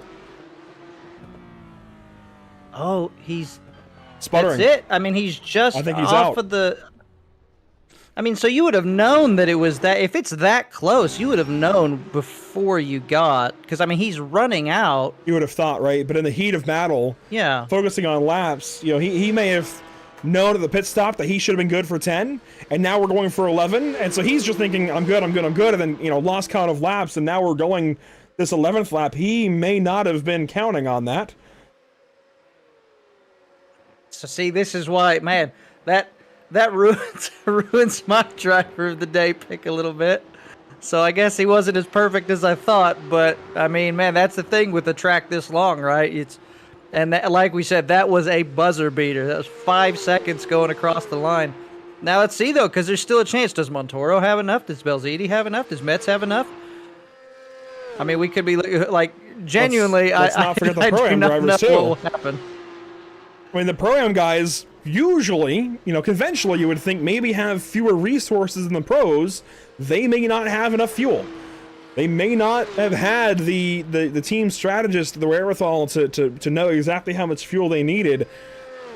We'll see. This will be interesting. At the same time, sometimes, like I know, like for myself, I always, because I don't have the big team resources as far as, all that kind of stuff and the planning and everything. I just let crew chief fill me up with an extra lap just in case. So Yeah. I'm always good to go. So, I mean, that's the thing though. There's that balancing act, because that does tend to cost me quite a bit of time. So you'll notice my results aren't quite as good. So there you have it. I guess that's the trade-off, and I will say, until that happened, Juan Blanat was overwhelmingly leading the vote in driver of the day. Now he's still leading, but it's starting to come down a little bit as more votes come in from Montoro and for Cologne. Let's keep those votes coming in. Those of you watching, there's only a few more moments to do so. I say that, we'll keep the vote running through the end of driver interviews at least. But as we circulate the final few corners and back around to the stripe, while it was SDR all over race number 1 here tonight at Le Mans, it is going to be very much a Gabby Montoro show here in race number 2. Simulify Esports powering him around through the Ford chicanes. Checkered flag for Gabby Montoro at Le Mans. The number 22 victorious in France. Here we go. Belziti, Metz, and Saavedra are the next 4. Dino Filippa after the contact there earlier with Ricardo Rico and with Lucas Perez. Dino will finish 5th. Andrew World, Ricardo Rico going to come across 6th and 7th. There, though, is your Pro-Am winner. How about Gabriel Felipe sweeping the races here in France? There we go. We get the celebratory weaves, and we've got, Cologne behind. Comes away with a P2, so that's back-to-back podiums for him. And one more battle here going down to the end. A big fight there, and it will be. How about going right on by Danish Hassan, getting on through over Fabio Zamperlini. Ralph Benitez, after his issues earlier, finishes 19th right behind those two. A couple of battles left to go. The biggest one that I see, the closest one I see, is right here. Emiliano Almiron, just behind Lucas Dornella. Emiliano not having a great day, admittedly. Back in, 27th spot. This is a fight then for 26th. It'll be 11th in class. See, looks like we've got somebody out of fuel. They just went by. That was Dornella, yeah. Or Dornella, Adam, I think, no, got a slowdown. Mazzaro's got a pro. He's out of fuel. He's just trying to make it to the end, yeah. So the slowdown for Dornella, the lack of fuel for Mazzaros. He will finish at best 28th. 146 is coming around the mountain when she comes and might be able to push. No, she won't. It's cutthroat racing. No she sails right on by. So Mazzaros now, his final hope is just making it. He's going to go through the dirt. I don't think that's I don't think that's gonna slow you down. Save Come on, momentum man. at all. Yeah. Oh my gosh. He's trying to straight line it. Can he get there? At this point, suspense right to the end, man. Yeah, at this point, you might be riding the starter here in a moment. Just to try and get back. Got that damage as well. No, that's it. That's it. Yep, calls it. It's good effort. Valiant effort there by Adam Mazzaros, and those results will finalize here in just a moment, I think. Since Mazzaros didn't cross line, I'll take a moment. I'm waiting just in case anybody had a slowdown that went unserved there on the final lap, or even an incident penalty. Stavko is still rolling. He's the final car, but he's already finished the race. He's on the Mulsanne, actually. And he finished 16th. Oh, well, he already towed. I was going to say, go push your boy, but that's right, he already towed. Yeah. So that will finalize. I think the sim is waiting for Blanat to get out of the car, and maybe that will now finalize it. Seems like it'll be all right, so I guess it's not going to adjust. So I don't think there were any outstanding penalties, thankfully. That's a good thing. I hate announcing a driver finished the race in one spot and then gets a penalty to the end of the line and drops 30 positions. That is the worst feeling. So I'll look back through your unofficial race results for race number 2 this evening. There is Gabby Montoro with a really, really, really good drive here this evening. Again, very, very impressive out of most of these drivers, I would say all these drivers at the front at the very least. But man, some of these guys left some points on the table. Others take advantage of it, like Gabriel Felipe and Miguel Colon, who win. Well, Felipe wins. Miguel Colon goes second. It may as well be a win for Miguel, considering he still finished the race after lap 1. I'm never going to get over that. But there you see your top 10. Montoro, Belziti, Metz, your top 3. It's Saavedra, Felipe, Whirl, and Rico, your top 7. And then you get some Pro-Am drivers, Gabriel Felipe, Miguel Colon, and Victor Lobato.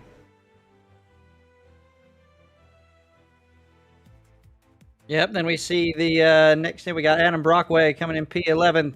12th is going to be Roman Pascucci, Jackson Resende. We got some guys really devastating there at the end when we start running out of fuel, and that really mixed things up.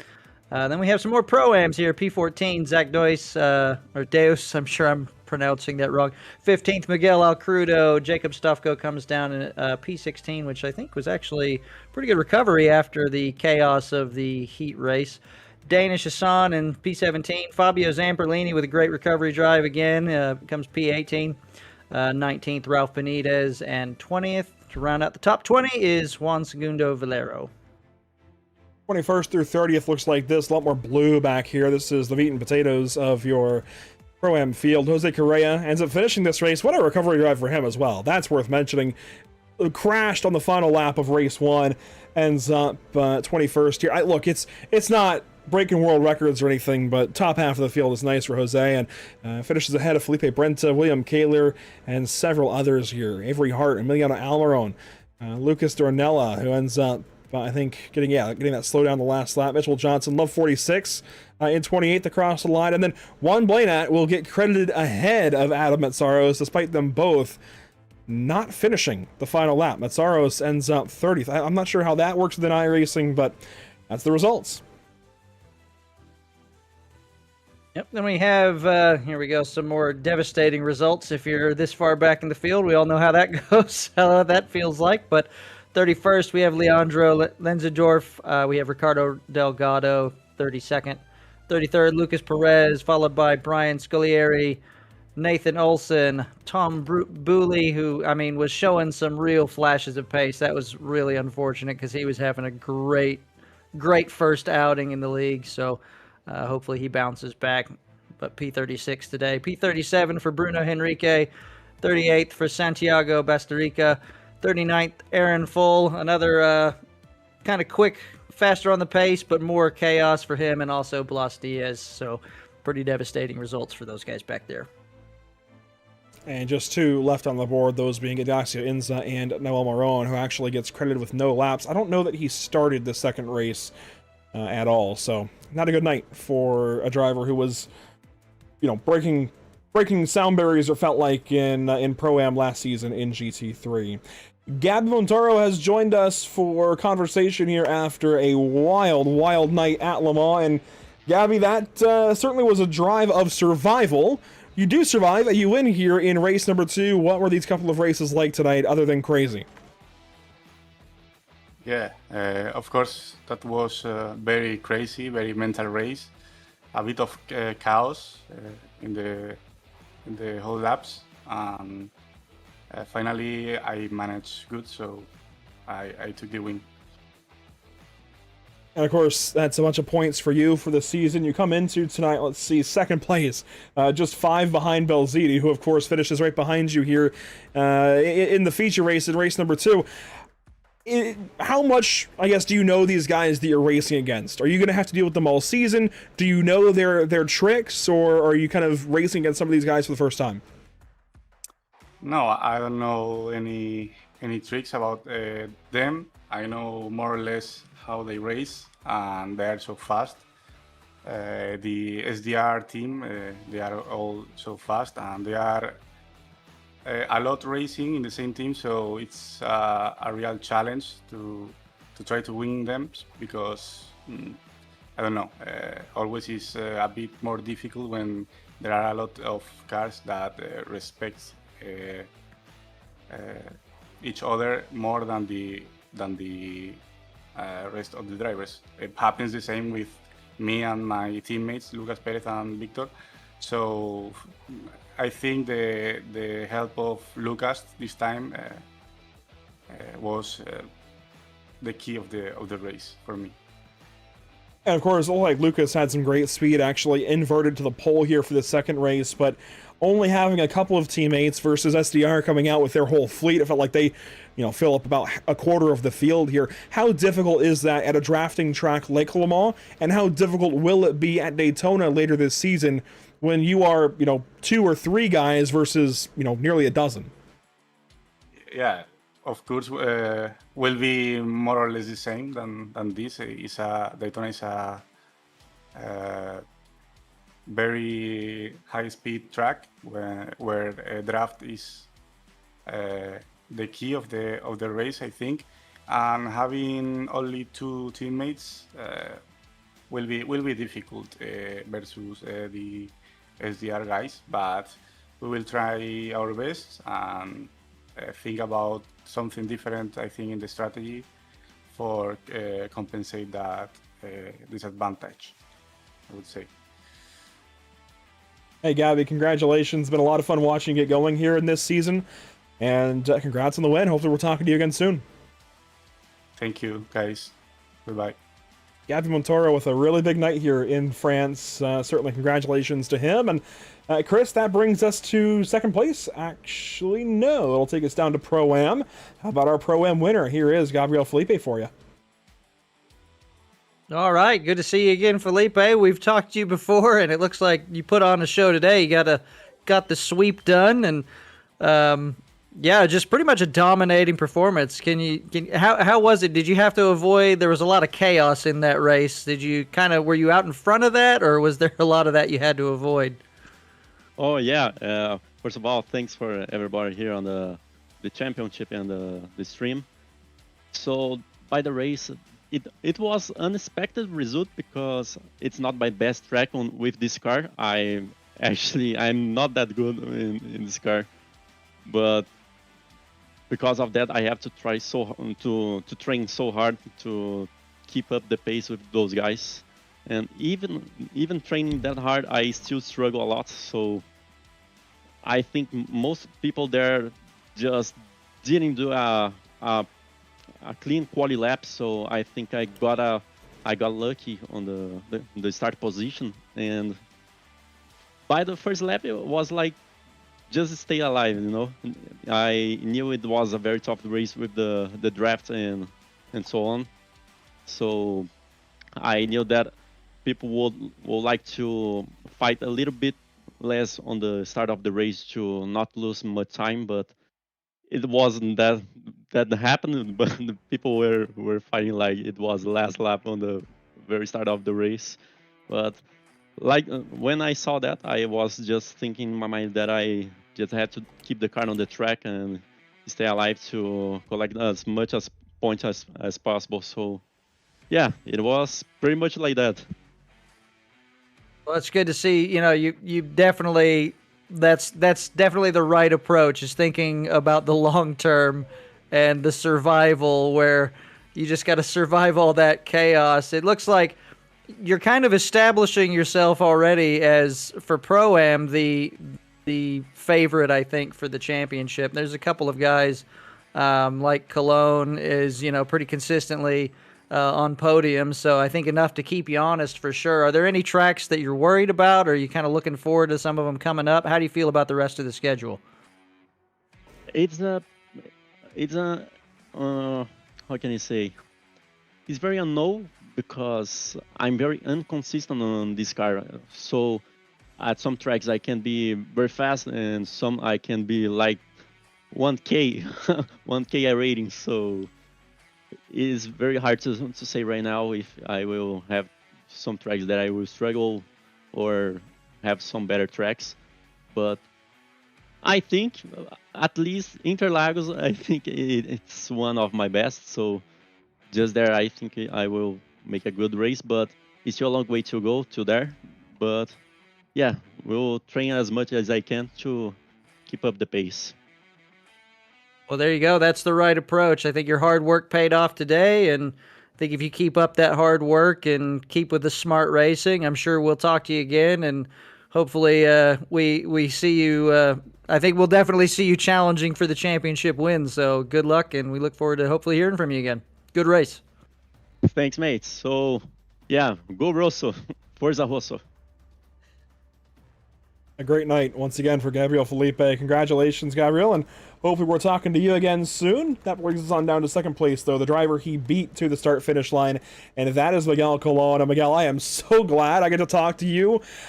I am still in awe of lap 1. Take us through that run into Indianapolis. That had to be one of the scarier moments, one of the larger, I guess, code browns for you in a long time. Man, honestly, I don't know how I survived that. I know the guy from the Rosso. I think I forgot his name.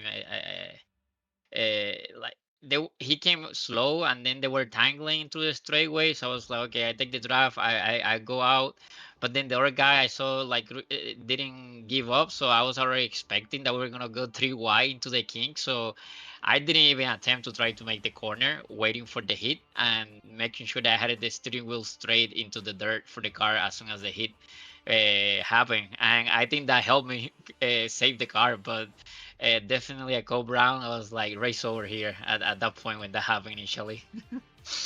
Yeah, that was crazy to say the least. I do think that's gonna be one of our biggest highlights of the season. That was incredible. You just don't go off like that and rejoin like you did, but this kind of keeps your season alive. Of course, yeah, you have a drop week, but if I recall correctly, Hockenheimring did not go great for you, so that moment kind of becomes a pretty significant one for you and your season to try and chase Gabriel for this championship.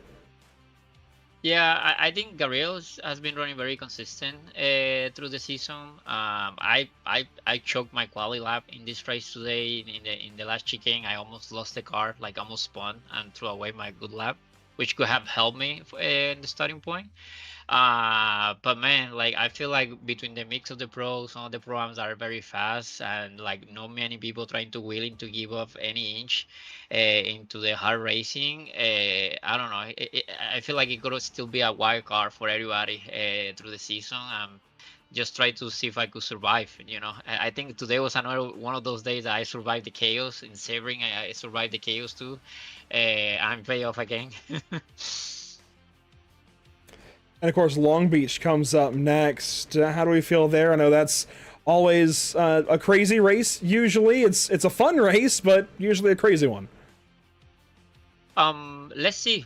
This car bounced a lot. I have not driven this new PCup in Long Beach yet. I kind of like the circuits, the street circuit type of track. I'm not like super fast, but I kind of like those type of tracks. So let's see how we could do, and see if at least we can keep up with Gabriel close to him. You know, he's fast, and I think his team also are very fast. So let's see what we could do.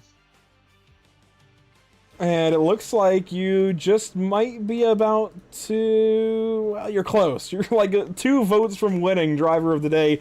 So we'll let it go a little bit longer. Maybe you can campaign or something here, Miguel. But regardless, congratulations. You're in the running for driver of the day. A great run here at Le Mans. Good to talk to you. Thank you, guys. I appreciate everybody in the league. And also shout out to the whole M squad and the group for supporting through the season 2. So thank you. Absolutely, Miguel Colon, a great night here at Le Mans. Good to talk to you, Miguel, and that'll be it as far as driver interviews. It looks like Fabrizio Belzini not checking in this evening. That's okay. We'll try to grab him at Long Beach in a couple of weeks. But boy, this round was really, really fun, Chris. It had everything I was hoping for and more. Crazy moments in Indianapolis. This was a really solid one. This was a great scheduling decision, and really has me excited for when AM comes here later on this season. If it's anything like this, I mean, it can't come soon enough, honestly. I mean, I know we've got Sebring first, and that's going to be a good one, too. It was a good one with the pros.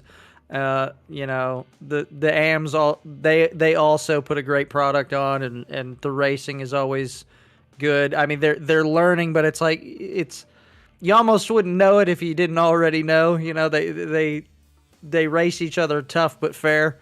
But yeah, this is definitely going to go as, I think, one of my favorites. It was chaos in the best way. Loads of overtakes, loads of 2, loads of 3 wide, just constantly, just testing the durability of the cars, the drama with the fuel at the end, and just all the mix-ups. This is one of my all-time favorites, I think. And while Juan Blanat may have finished the race technically in the pit lane, really not even finished it, he will still hang on for the driver of the day vote. So congratulations to Juan for getting it. I hate to award it to a driver in the pit lane. I hate that that happened for Juan. Hopefully, next time we maybe come back around to a race like this, he can finish the race with fuel to spare, but that's just the way it goes sometimes. Still ran a great race until lap 11. Just unfortunately, lap 11 really ended it all for him. But hey, congrats to him. Great race until then. And yes, Zach, you definitely should go back and watch this race. You were in it too, man, and in some of the riffraff there earlier. So yeah, this is going to be one that I think needs to be studied as far as just great Porsche Cup racing. Fantastic stuff. NARL excites once again, and we can take a look at what's upcoming for us here at Pit Stop TV. You don't quite see NARL on here because our schedule is hefty lately. We actually have a pretty open weekend, and we then are going right into Michigan on Monday evening, Michigan International Speedway. You actually ran with these guys back at Watkins Glen. What was that like? I think you're, second or third start with these drivers now? Yeah, I mean, it was fun. I was doing pretty well before I think I chose the GT3 braking point for turn 1, which is quite a bit different. I knew I was going to go into the wall, so I tried to downshift a little early just to try to slow the car down. And yeah, that just sent me sideways, and that was it. But I mean, it was a fun race. They're a fun group of guys to race with. It's a really fun car. It's loud. It's kind of chaotic. It bounces around a lot. There's only, it's only a 4-speed. It's pretty different than what we saw today. But, oh man, it's great. Good racing. So that'll be a fun one. Yeah, I'm very much looking forward to Michigan this week. It's a crazy racetrack. Had a great race there earlier in June before we hit the 3 road courses we had this summer, and Michigan should be a lot of fun on Monday evening. Then it's a return for the BRB Sundance Pro Series, their final 3 races of their 6th season of racing. ARCA cars at Talladega to kick things off this little run through the chase. They've already begun their chase and run at, I think, Bristol, round 1 of the chase, and then Sonoma this past week. And let me just say there was some drama. That's the simplest way to put it. A dump and pass and win at turn 11 at Sonoma. So there's going to be some storylines heading into Talladega for sure. And then you see Oswego actually up ahead for the Whiplash Racing League Legends Tour. There are some road courses coming, but one more oval before we get there. The Oswego Mini Oval.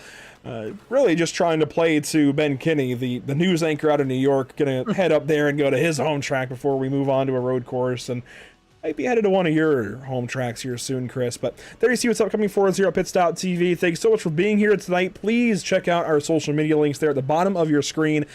PitStopTV.com, Facebook.com/PitStopTV, the whole line. I won't go through every single one of them. I guess the biggest one actually now to push is definitely Discord.